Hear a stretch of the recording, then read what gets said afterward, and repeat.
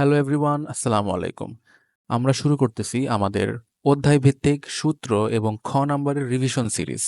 একটা চ্যাপ্টারে যত ধরনের সূত্র আছে এবং প্রত্যেকটা সূত্রের কত ধরনের ভ্যারিয়েশন আছে এবং যত ধরনের খ নাম্বার বিগত বছরগুলোতে বোর্ডে আসছে, আমরা সবকিছু এই একটা ভিডিওতে অধ্যায় ভিত্তিকভাবে তুলে ধরতেছি। তো আমরা আর কথা না বাড়াই, সবাইকে পড়তে বসতে স্বাগতম। আমরা শুরু করি। তো আমরা শুরু করতেছি ভেক্টর। আমাদের ফার্স্টে হচ্ছে একক ভেক্টর এবং ভেক্টরের মান সংক্রান্ত ম্যাথ। তোমরা জানোই সব, আমরা খুবই সংক্ষিপ্তভাবে এখানে টপিকগুলো আলোচনা করে দেব। এ যদি একটা ভেক্টর হয় তাহলে এটার মান আমরা এইভাবে লিখি, এভাবে লেখা যায়, এটাকে আমরা এইভাবে বের করি। হ্যাঁ, এক্স এটার স্কোয়ার, এটার স্কোয়ার, এটার স্কোয়ার, এরপর রুট। কোনো একটা ভেক্টর যদি হয় এরকম, তাহলে ওটার সমান্তরালে একক ভেক্টর অথবা ওইটার বরাবর একক ভেক্টর হবে এরকম। মানে মোট কথা, এই ভেক্টরের যে একক ভেক্টরটা সেটাই ওই ভেক্টরকে তার মান দ্বারা ভাগ করতে হবে। ওকে, ভেক্টর এ, এটাকে যদি তুমি এইভাবে বিন্দু আকারে প্রকাশ করো, অর্থাৎ এই যে এই A X A Y A Z, এখানে তুমি যদি এটাকে বিন্দু আকারে লেখো এইভাবে A X comma A Y comma A Z, এটাকেও যদি, আর বি যদি একটা ভেক্টর থাকে যেখানে B X B Y B Z থাকে, ওইখানে এটাকে তুমি যদি এইভাবে লেখো, তাহলে A B vector,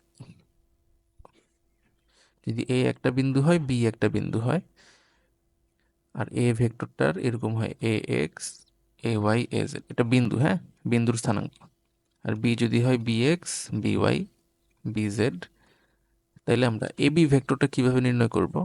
B vector হবে বি বিন্দু থেকে এ বিন্দুটা বিয়োগ করতে হবে, বি এক্স থেকে এ এক্স বাদ যাবে, তারপরে হবে আই, বি ওয়াই থেকে এ ওয়াই বাদ যাবে,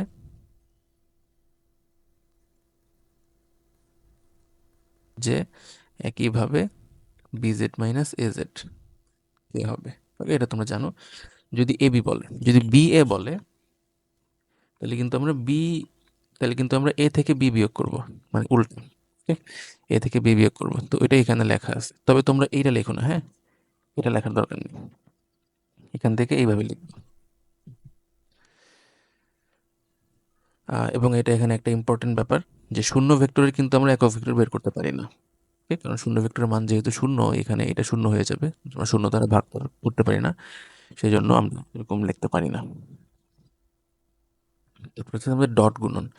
আমাদের যদি দুইটা ভেক্টর থাকে, এ ভেক্টর এবং বি ভেক্টর, তাহলে আমরা তাদের ডট গুণনকে কীভাবে সংজ্ঞায়িত করি? A dot B is equal to A B cos theta, A B cos theta, যেখানে থিটা হচ্ছে তাদের মধ্যবর্তী কোণ। এটাকে ডট গুণন বলা হয়। এটাকে তুমি স্কেলার গুণনও বলতে পারো, স্কেলার গুণনও বলা যাবে, কেননা এখানে গুণ করলে স্কেলার রাশি তৈরি হয়, স্কেলার রাশি তৈরি হয়, কাজ স্কেলার রাশি, কেননা কাজ এফ ডট এস, ডট গুণন থেকে স্কেলার রাশি তৈরি হবে। তো ডট গুণনের আমাদের বেসিক কিছু সূত্র আমরা এখানে বলছি, যে দুইটা ভেক্টর যদি এরকম হয়, এরকম হয়, তাহলে এ ডট বি হবে এ B cos theta, A B cos theta. এবং আমরা আরেকটা জিনিস জানি, ডট গুণনের এটা আরেকটা সূত্র, যদি আমাকে ভেক্টর এই ফর্মেটে দেওয়া থাকে, তাহলে আমরা ডট গুণন বের করার সময় কি করি? ডট গুণন বের করার সময় এই এ এক্স বি এক্স গুণ করি, তারপর এ ওয়াই বি ওয়াই গুণ করি, তারপর এ জেড বি জেড গুণ করি, এই যে এটা। ওকে, তারপর ডট গুণনের যে অ্যাপ্লিকেশন, এগুলো সব এখানে। অ্যাপ্লিকেশন কি কি? আমাদের প্রথমত মধ্যবর্তী কোণ বের করা। এই যে এখান থেকে,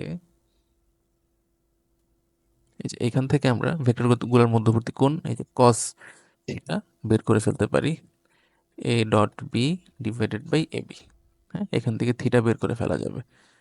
ডট গুণনের তোমরা এটা সবাই জানো, আমাদের ডট গুণনের অ্যাপ্লিকেশন এটা মধ্যবর্তী কোণ বের করতে পারে।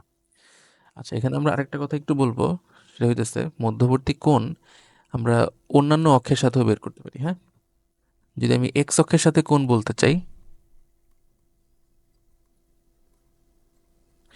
থিটা এক্স লিখলাম, হ্যাঁ, থিটা এক্স।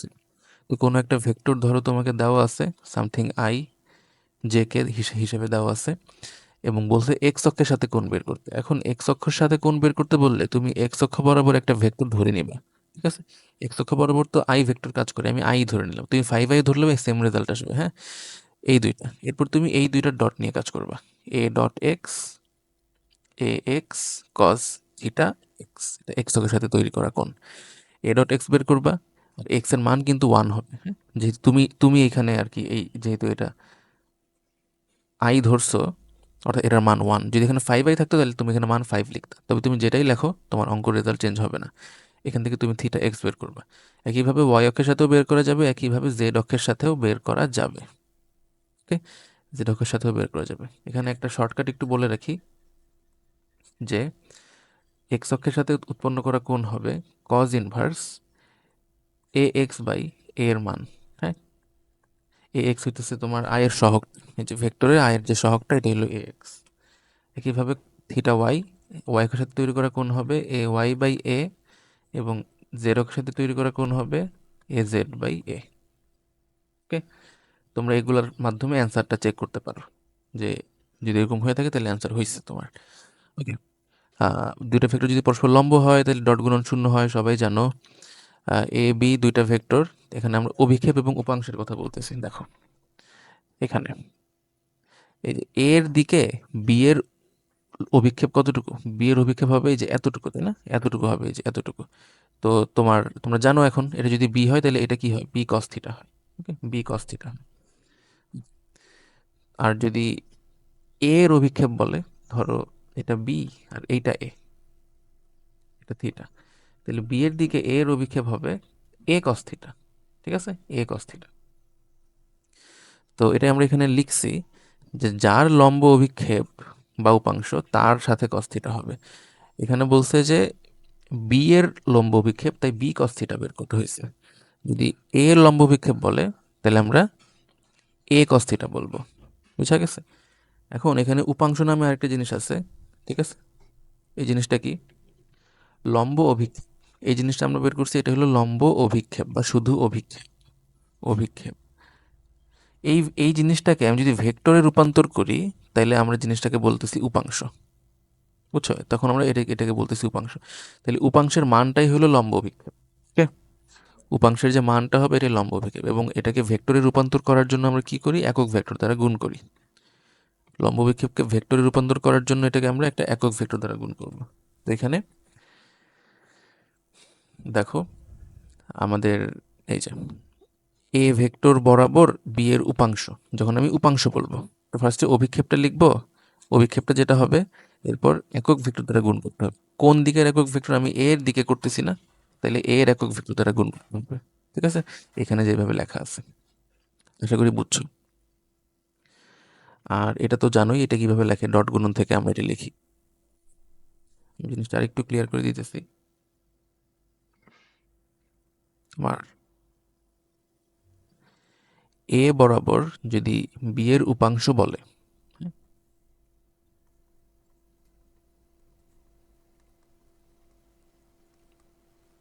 বি এর উপাংশ, দেখো বি এর উপাংশ হবে B cos theta. First of all এটা কথা। এ বরাবর বলছে, তাই এর সাথে এ এর একক ভেক্টরটা গুণ করতে হবে। বুঝছো? এখন বি কস থিটা তুমি জানো যে এটাকে আমি এ ডট বি বাই এ লিখবো। এটা কি, এ ভেক্টর বাই এ লিখবো। হ্যাঁ, এইভাবে জিনিসটা হয়। কিভাবে, এ বরাবর বি এর উপাংশ তুমি করতে পারবা। হ্যাঁ, আমার করতেছি না, তখন এখানে এ কস থিটা হবে এবং এখানে বি এর একক ভেক্টর হবে।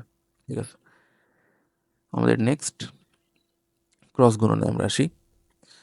ক্রস গুণনে আমাদের এটা একটা খুব ইম্পর্টেন্ট ব্যাপার যে দুইটা ভেক্টর যদি এরকম হয় তাহলে তাদের ক্রস গুণনকে আমরা লিখি এ বি সাইন থিটা, এবং এখানে একটা ইটা দিতে হয়, কেননা ক্রস গুণনকে আমরা ভেক্টর গুণন বলি কারণ এখানে গুণ করলে ভেক্টর রাশি তৈরি হয়। তাই এই সাইডটা যেহেতু ভেক্টর, তাই এই জিনিসটাকেও ভেক্টর বানানোর জন্য এখানে একটা একক ভেক্টর তোমার দিতে হবে, কারণ এ বি সাইন থিটা জাস্ট একটা মান। হ্যাঁ, এটা শুধু একটা মান, তাই আমরা একটা ইটা গুণ করার মাধ্যমে ভেক্টরটা এখানে ভেক্টর ভেক্টর হিসেবে এটাকে প্রকাশ করি। এবং এটার দিক কোন দিকে হবে, তোমরা জানো ডান হাতি স্ক্রু নিয়ম, এ থেকে বি এর দিকে ডান হাতি স্ক্রু ঘুরাইলে এটা যেই দিকে অগ্রসর হয় সেই দিকে হবে ক্রস গুণনের দিক। তো এটার দিকটা হয় সবসময় লম্ব বরাবর উপরে বা নিচের দিক। Okay? এবং এটা তোমরা জানো এইভাবে বের করতে হয়, এটা নিয়ে আর বেশি কথা বলবো না। আম, লম্ব বরাবর একক ভেক্টর আমরা এই ক্রস গুণনের মাধ্যমে বের করে থাকি, এবং এখানে প্লাস মাইনাস দেওয়া হয়। কেন, কারণ এটা উপরেও হইতে পারে নিচেও হইতে পারে, লম্ব দুই দিকেই হইতে পারে। যদি একটা এ ভেক্টর হয় আর যদি এর একটা বি ভেক্টর হয়, তাইলে এই তল যেটা, এই তলের লম্ব এই দিকেও হতে পারে এই দিকেও হতে পারে। হ্যাঁ, তাই কারণে আমরা প্লাস মাইনাস দিই। আচ্ছা, যদি এটা ভেক্টর যদি লম্ব হয় ডট গুণন 0, যদি সমান্তরাল হয় তাহলে ক্রস গুণন 0। ওকে, খেয়াল রাখতে হবে। তো এই জিনিসটা আমরা এইভাবেও করতে পারি। এটা তোমাদের একটা এমসিকিউ এর শর্টকাট। যেটা ভেক্টর সমান্তরাল হইলে তাদের যে অনুপাতগুলো, আইজেকের যে সহগের অনুপাতগুলো, এটা সমান হবে। ওই যে ax বাই bx মানে ax বাই bx, এটা যা হবে a বাই by তাই হবে, az বাই bz তাই হবে। কখন? যদি সমান্তরাল হয় তখন, তাছাড়া না। ওকে, তাছাড়া না। সমান্তরাল হইলেই শুধুমাত্র অনুপাতগুলো সমান হবে, যে a by by az by bz। এটা একটা সংখ্যা আসবে। তারপর ক্রস গুণনের যে ব্যবহার, সেটা হচ্ছে আমাদের ক্ষেত্রফল নির্ণয়। দেখো, প্রথমত যদি সন্নিহিত বাহু দেওয়া থাকে, হ্যাঁ, সন্নিহিত বাহু, এটা সামান্তরিক হইতে পারে, রম্বসও হইতে পারে। বুঝলি? সন্নিহিত বাহু যদি হয় তাহলে হবে a ক্রস b। সন্নিহিত বাহু মানে বুঝতেছো, এই যে এই দুইটা বাহু, ঠিক আছে, এই যে এই দুইটা বাহু দিয়ে তুমি যদি সামান্তরিকটা আঁকাও, তো এই দুইটা বাহু যদি থাকে, দেওয়া থাকে তোমাকে, তাহলে a ক্রস b করতে হবে। কিন্তু যদি বাই সামহাও কর্ণ দেওয়া থাকে, কর্ণ দেওয়া থাকে মানে কিরকম, এটা একটা রম্বস, তোমাকে দুইটা কর্ণ দেওয়া আছে, এই কর্ণটা এ, মানে ভেক্টর তোমাকে আইজেকে আকারে দেওয়া আছে, হ্যাঁ, এই ভেক্টরটা হলো বি, এটা তোমাকে আইজেকে আকারে দেওয়া আছে, তখন কি হবে? তখন হবে হাফ এ ক্রস বি। ঠিক আছে, যদি কর্ণ হিসেবে দেওয়া থাকে হাফ এ ক্রস বি, যদি সন্নিহিত বাহু থাকে তাহলে শুধু এ ক্রস বি। এবং এখানে কিন্তু আমরা শুধু মানটা নিব, বুঝছো, শুধু মানটা নিব। আর মানটা কিভাবে নিব? মান কিন্তু এই যে আমরা এইভাবে এখান থেকে হিসাব করে এমন একটা আইজেকে আমার রেজাল্ট আসবে। ওকে, পরে আমি এই ভেক্টরের মানটা বের করব, এই যে রুট ওভার এটা, এটা এবং এটা, এইভাবে, বুঝছো? এইভাবে আমরা এই মানগুলো বের করব। ওকে, গেল। তারপর যদি ত্রিভুজে সন্নিহিত বাহু হয় তাহলে আবার হাফ এ বি সাইন থিটা হবে, হাফ হাফ এ ক্রস বি আর কি। ঠিক আছে, তো খেয়াল রাখবো যে কখন কি হবে। সমান্তরিক বা রম্বসে সন্নিহিত বাহুতে শুধু এ ক্রস বি, ত্রিভুজে সন্নিহিত বাহুতে হাফ এ ক্রস বি, এবং সামান্তরিক রম্বসের যদি কর্ণ দেওয়া থাকে তাহলে আবার হাফ এ ক্রস বি। এবং এটা একটা খুব ইম্পর্টেন্ট কথা, এবিসি যদি একই তলে অবস্থান করে তাহলে A dot B cross C zero হবে। এখানে শুধু এইটাই না, তুমি যদি অন্যগুলাও করো, বি ডট এ ক্রস সিও জিরো হবে, এবং সি ডট সি ডট কি হবে, এ ক্রস বিও জিরো হবে। এবং এগুলো উল্টা করলেও সমস্যা নেই। উল্টা করলে বলতে তুমি যদি বি ক্রস এ করো, এখানে যদি সি ক্রস এ করো, এখানে যদি সি ক্রস বি করো, কোনো সমস্যা নাই। ওকে, মোট কথা একটার ডট মানে যে কোনো দুইটা ক্রস, তার সাথে তার সাথে বাকিটার ডট, বুঝছো? ক্রস অফ এনি টু, যে কোনো দুইটা, এর সাথে ডট করতে হবে, বাকি যেটা থাকে বাকিটা এর সাথে, আর যেই দুটা ক্রস তুমি করছো এইটা। আর যদি এটা জিরো না হয় তাহলে ভেক্টর দ্বয় একই তলে অবস্থান করবে না। এবং একটা খুবই ইম্পর্টেন্ট কথা, তাইলে যে সংখ্যাটা আসবে ওইটা কি প্রকাশ করবে? যে সংখ্যাটা আসবে ওইটা প্রকাশ করবে হইল এবিসি তিনটা বাহু দ্বারা গঠিত ঘনবস্তুর ক্ষেত্রফল। বুঝছো? এটাকে আমরা বলি প্যারালালোপাইপড। জিনিসটা দেখতে অনেকটা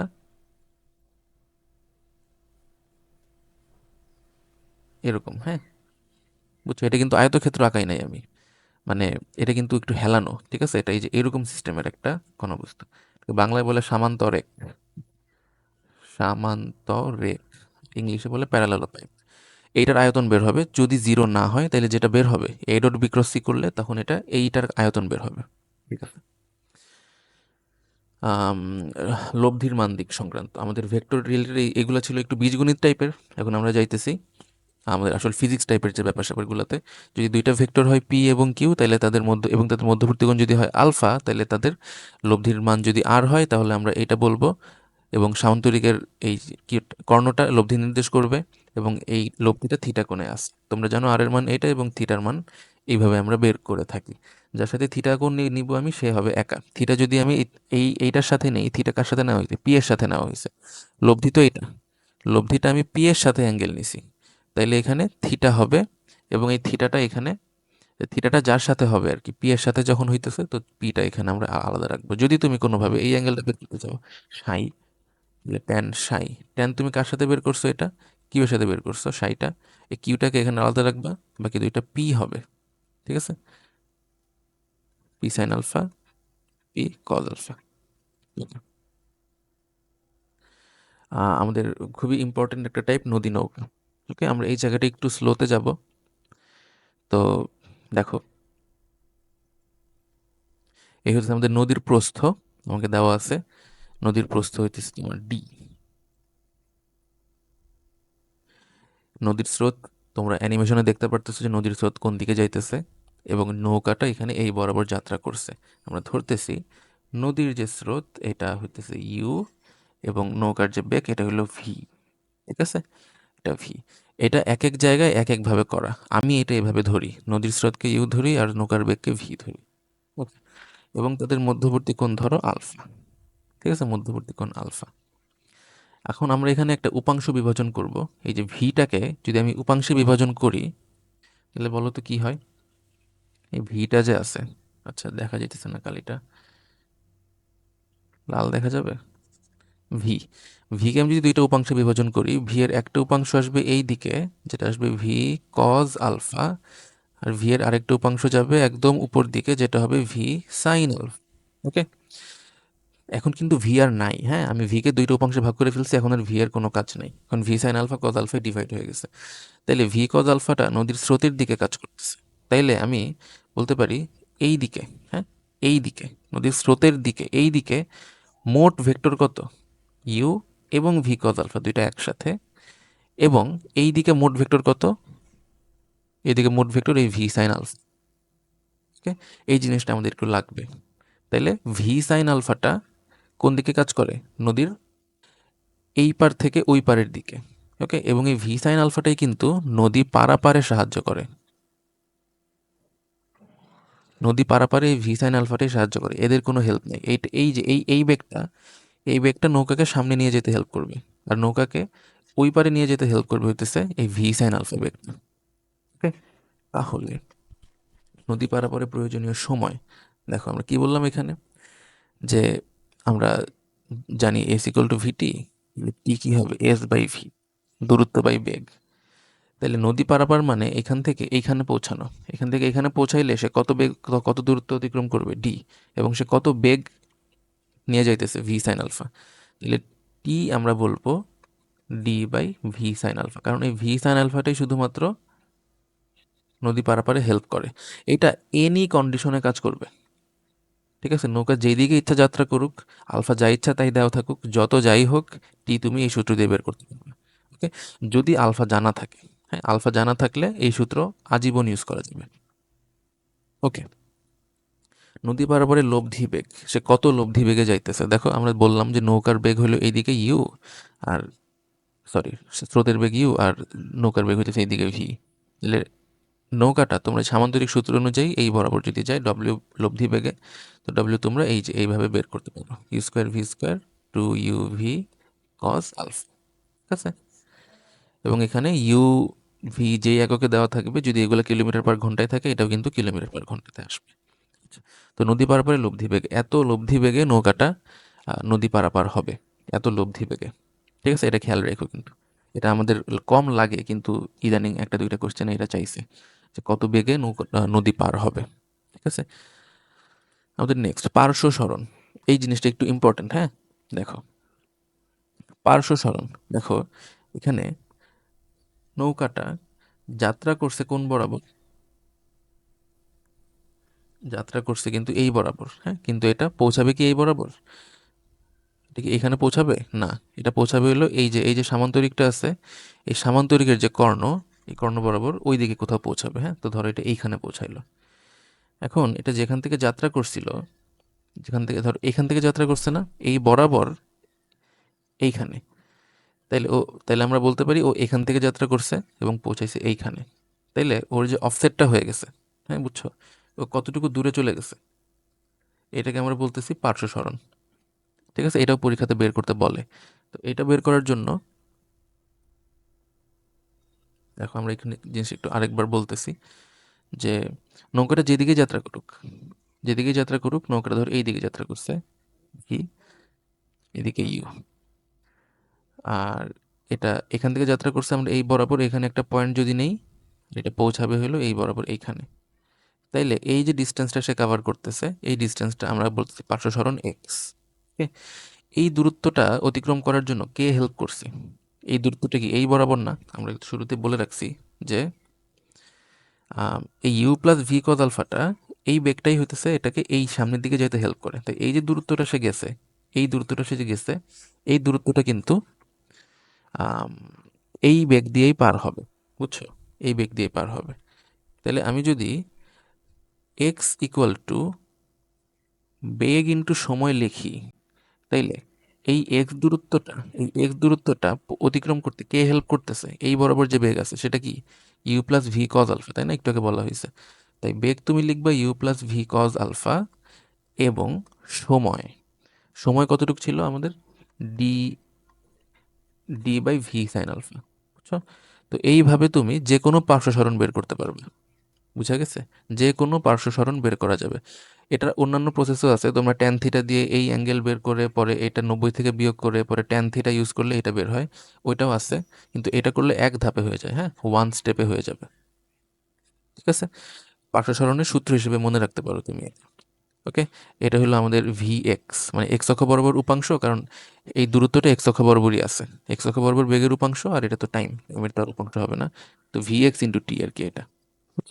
এটা হলো পার্শ্ব সরণ। তারপর নদী পারাপারে মোট অতিক্রান্ত দূরত্ব, এই জিনিসটাও ইদানিং চাইতেছে। নদী পারাপারে মোট অতিক্রান্ত দূরত্ব, মোট অতিক্রান্ত দূরত্ব বলতে সে যে এখান থেকে এই বরাবর আসলো, এই জিনিসটার দৈর্ঘ্য কত? এইটা হলো তোমার কোশ্চেন। বুঝছো? এই যে এই রেখাটা, এই রেখাটার দৈর্ঘ্য কত নদী পারাপারে ও মোট অতিক্রান্ত দূরত্ব। তো এইটা বের করার জন্য এই যে এইটার কিন্তু আমি বেগটা জানি যে সে এই বরাবর কত বেগে পৌঁছাইছে, এবং আমি টাইমও জানি। তাহলে আমি এস ইকুয়াল টু লব্ধি বেগ ইন্টু সময় করব, কারণ সে এই বরাবর পৌঁছাইছে, এই বরাবর কত বেগে পৌঁছাবে? লব্ধি বেগে পৌঁছাবে। টাইম তো আমরা জানি। তাইলে ডব্লিউ তুমি লিখবা নর্মাল যেটা ছিল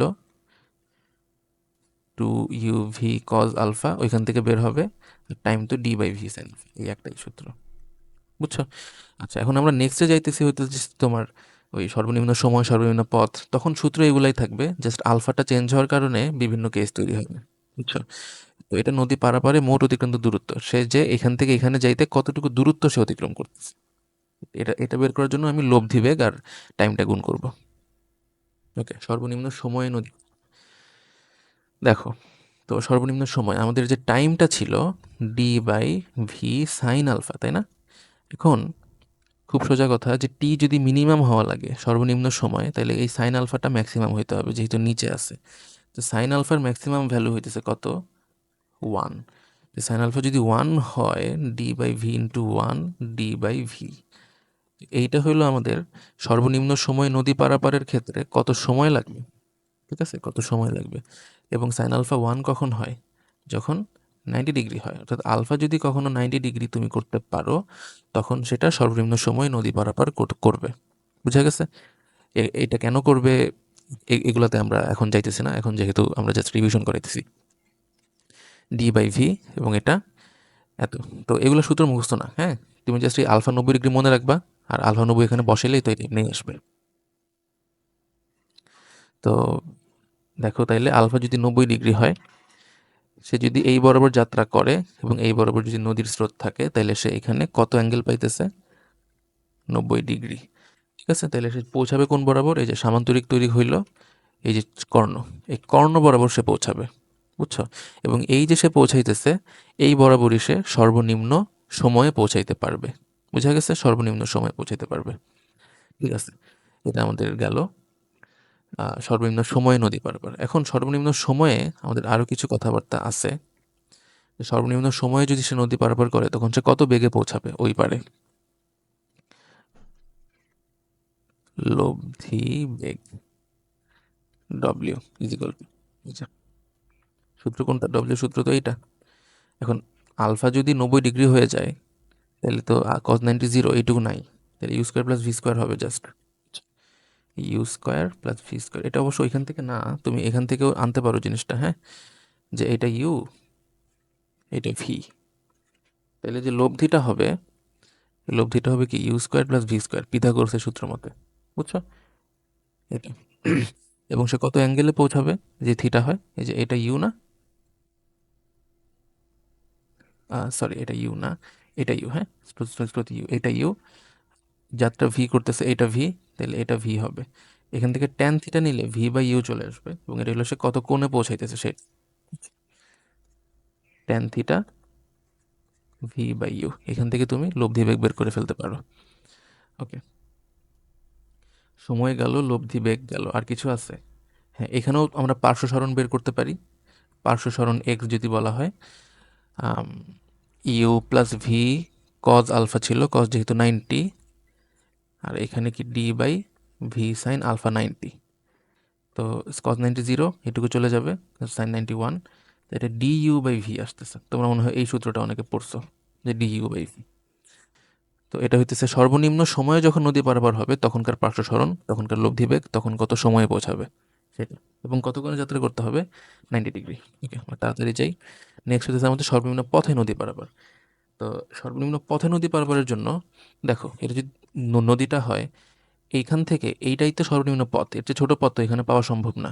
আর নদীর স্রোত আছে এই বরাবর, তাহলে নৌকাটাকে যাত্রা করতে হবে একটু অ্যাঙ্গেলে, যাতে লব্ধিটা এই বরাবর হয়। বুঝছো? দেখো এখানে এখানে অ্যানিমেশন দেখাইছি, নৌকাটা ওই দিকে যাত্রা করতে হবে, তো এইদিকে নদীর স্রোত থাকবে, এইদিকে থাকবে যাত্রা, এবং সামান্তরিকটা হইতে হবে এরকম, যাতে করে লব্ধিটা এই বরাবর হয়। বুঝছো? এই বরাবর যাতে আমাদের লব্ধিটা হয়, এই যে এই বরাবর পৌঁছাবে। ওকে, এটা এইভাবে ওই বরাবর পৌঁছাবে যদি এটা একটা অ্যাঙ্গেলে যাত্রা করে। তো এটা কত অ্যাঙ্গেলে যাত্রা করতেছে? আলফা। তাহলে কত কোণে যাত্রা করতে হবে, তাই না? এরকম প্রশ্ন তো আসে। তো এটা তোমরা পারো কত কোণে যাত্রা করতে হবে।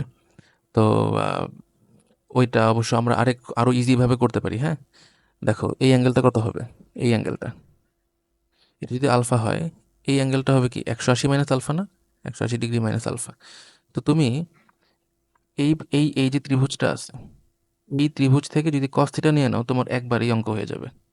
বুঝছো? এই ত্রিভুজ থেকে এই অ্যাঙ্গেলটা 180 মাইনাস আলফা, তো লেখো কস 180 ডিগ্রি মাইনাস আলফা, ভূমি বাই অতিভুজ। ভূমিটা কত, এটা কত?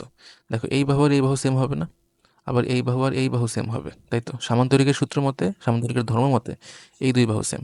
এটা ইউ, এটাও ইউ। বুঝছো? এটাও ইউ, আর তাইলে এটা ইউ এবং এটাও ইউ হবে। আর তোমার যাত্রা করতেছে কি, এই ভি, এইখানে এই বরাবর ভি, যাত্রা করার বেগটা ভি। তো এখান থেকে কস থিটা নিলে হবে ভূমি বাই অতিভুজ ইউ বাই ভি। এখান থেকে আসবে minus cos alpha equal to U by V, এখান থেকে তুমি কজ আলফা বের করতে পারবা minus U by V. Okay, তো এইভাবে তোমার জিনিসটা ইজিলি হয়ে যাবে। তোমরা ট্যান থিটা দিয়েও করতে পারো, তো এইভাবে করলেও জিনিসটা ভ্যালিড। তবে এটা তুমি সরাসরি ইউজ করো না, কস থিটার যে মাইনাস ইউ বাই ভি, এটা এইভাবে একটা জাস্ট দুইটা হিসাব করে নিলেই তোমার হয়ে যাইতেছে। আর কেউ যদি আগে থেকে ট্যান থিটা দিয়ে করে থাকো, তুমি ট্যান থিটা দিয়েই করো। এটা আমি দেখে দিচ্ছি, যারা এখনো, অনেকেই করছো কিন্তু এখনো অনেকে হয়তো আসতো যারা এটা বুঝো না, তোমরা এইভাবে করতে পারো, বেশ ইজি হয় এইভাবে করলে। এটা আমরা কি বের করছি, যে কত কোণে যাত্রা করলে সর্বনিম্ন পথে নদী পারাপার হওয়া যায়। তাইলে সর্বনিম্ন পথে নদী পারাপারের জন্য কত কোণ, সেটা আমরা এই cos alpha equal to minus U by V এখান থেকে বের করতে পারবো। তো সর্বনিম্ন সর্বনিম্ন পথে নদী পারাপারের জন্য লব্ধি বেগটা কত, লব্ধি বেগটা কত?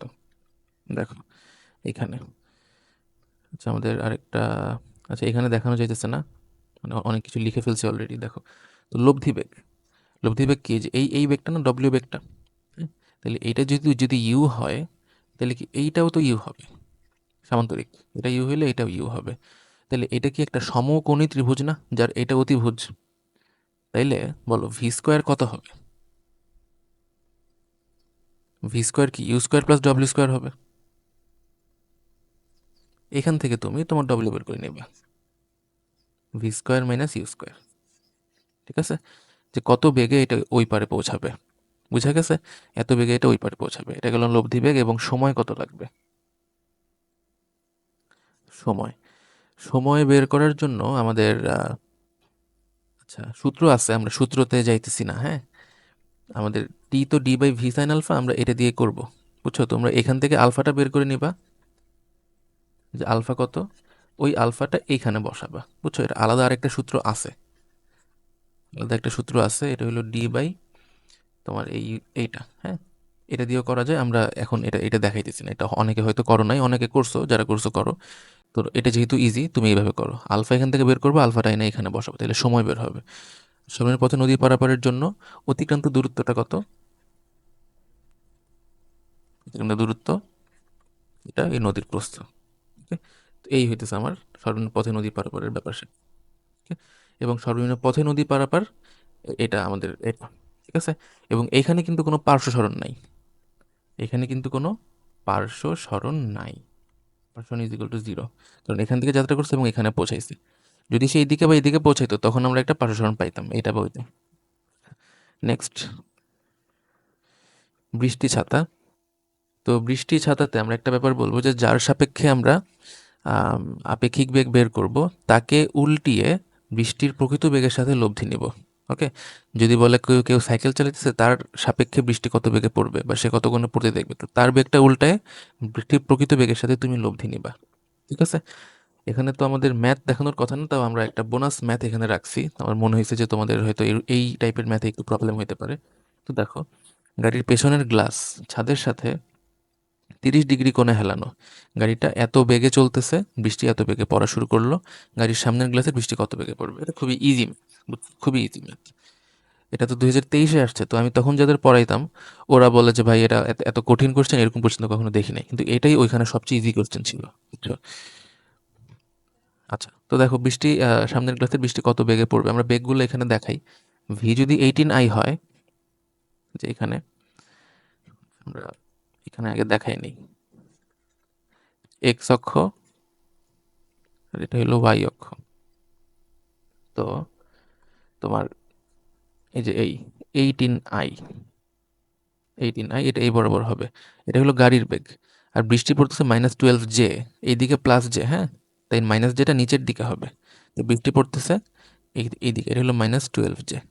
ওকে, গাড়ির সামনের গ্লাসে বৃষ্টি কত বেগে পড়বে, তাইলে গাড়িটা যাইতেছে এই দিকে, হ্যাঁ বুঝো, কিন্তু গাড়িটা যাইতেছে এই দিকে। তাইলে আমরা কি বললাম, যে গাড়ির সাপেক্ষে যদি তুমি কোনো কিছু বের করতে চাও, তাহলে গাড়ির বেগটা উল্টায় নিতে হবে। বুঝছো, তো গাড়ির বেগটা কিন্তু আমরা এই দিকে ধরবো এখন, বুঝছো, গাড়ির বেগটা কিন্তু এই দিকে উল্টায় নিতে হবে। তো খুব সোজা কথা, দেখো, আচ্ছা গাড়িটা তো ওইদিকে যেতেছে, আমরা এখানে ছবিটা উল্টা নিয়ে নিছি ভুলে। Wait, তো দেখো, আম, আমাদের গাড়ির বেগটা হচ্ছে এই দিকে, 18 মিটার পার সেকেন্ড, নাকি কিলোমিটার/ঘন্টা, কি বলছে? আচ্ছা বেগ বলে নাই, হ্যাঁ বেগ বলে নাই, তো আমরা খালি 18ই লিখতেছি, 18 একক। আর গাড়ির আর বৃষ্টির বেগটা কত, নিচের দিকে 12, তাই না, 12।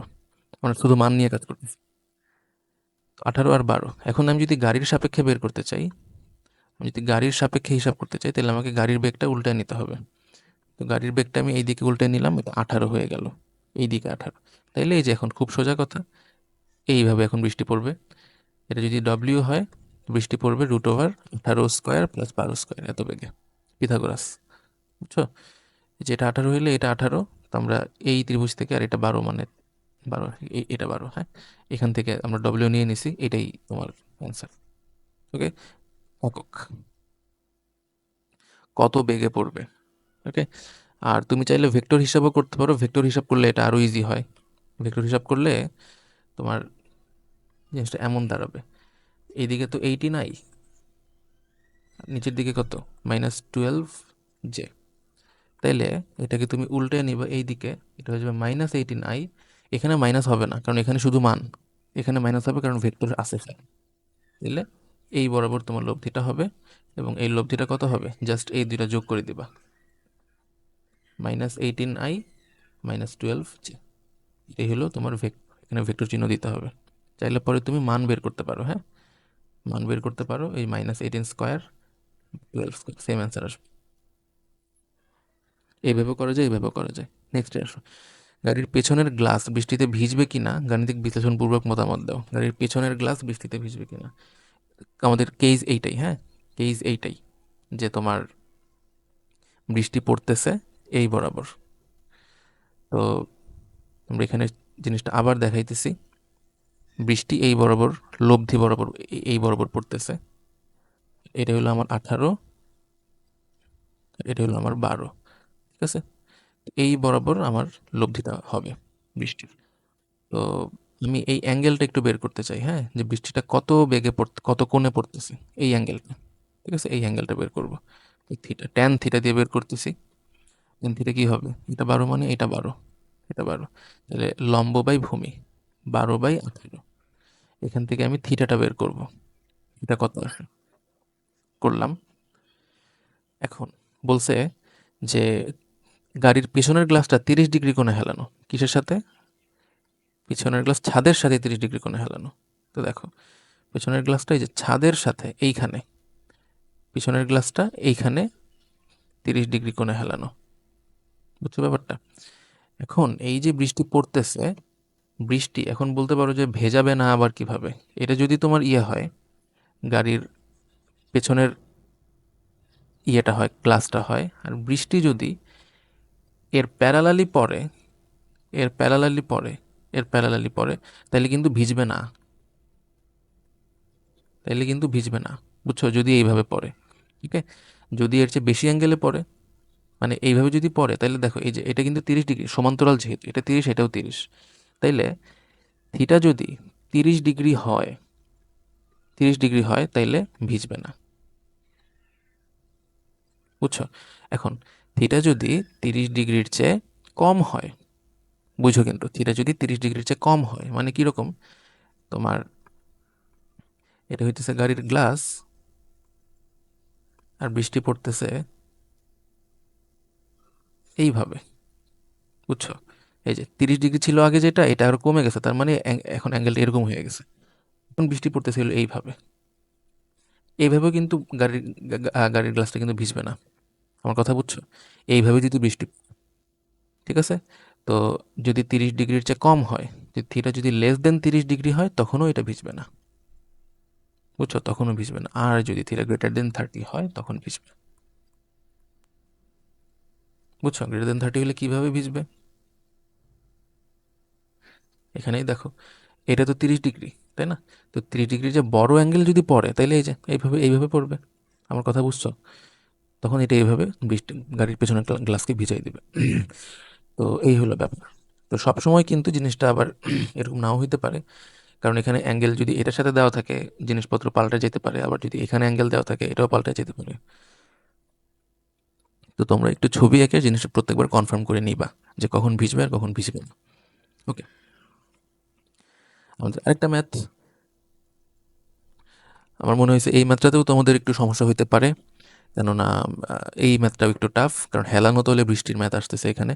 তো 30 ডিগ্রি কোণে আনত পাহাড়ে ঢালবে এত বেগ, এত সমবেগে একটি বাস উপরে উঠতেছে, এত বেগে বৃষ্টি পড়তেছে। আচ্ছা, আমরা এটাকে প্রথমে মিটার পার সেকেন্ডে কনভার্ট করে নিব।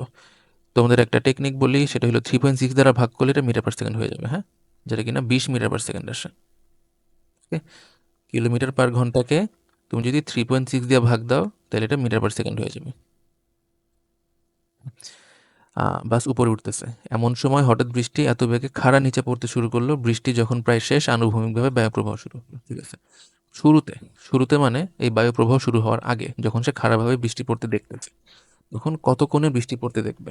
তো আমরা এখানে একটা কিউট বাস নিয়ে আসছি, দেখো। তো এখানে তোমার পাহাড়ি ঢালবে এত সমবেগে বাস উপরে উঠতেছে, বাসের বেগ কত? 20 মিটার পার সেকেন্ড। বাসের বেগ 20 মিটার পার সেকেন্ড, এইদিকে উপরে উঠতেছে। তারপরে বৃষ্টি পড়তে শুরু করলো, দেখলো না কিন্তু। বুঝছো? বলতে যে কত বৃষ্টি পড়তে দেখবে, তো যখন দেখার কথা বলবে তখনই এটা আপেক্ষিক বেগ, মানে ওর সাপেক্ষে যেটা, ও তো ওইটাই দেখবে। যখন বলছে বৃষ্টি পড়তে শুরু করলো, এটা কিন্তু প্রকৃত বেগ।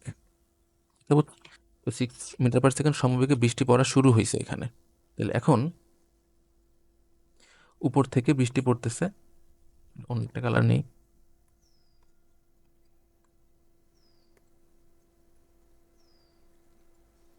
উপর থেকে বৃষ্টি পড়তেছে 6 মিটার পার সেকেন্ড সমবেগে, একদম খাড়া, এইভাবে বৃষ্টি পড়তেছে। ওকে, তো সে কতক্ষণে বৃষ্টি পড়তে দেখবে? এটা খুবই সিম্পল ম্যাথ, হ্যাঁ? তো কতক্ষণে বৃষ্টি পড়তে দেখবে, এটা আগের জিনিসটাই জাস্ট একটু হেলানো তল দেওয়া আছে, এবং এটা কত কোণে হেলানো আছে? 30 ডিগ্রি কোণে আনত। এই যে এই জায়গাটা 30 ডিগ্রি কোণে আনত আছে।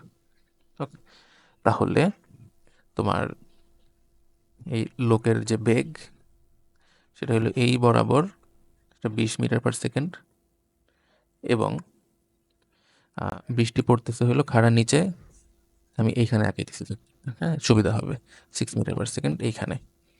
ওকে, এখন আমি এই লোকের সাপেক্ষে বা বাসের সাপেক্ষে যদি হিসাব করতে চাই, তাহলে এই বেগটা উল্টাইতে হবে।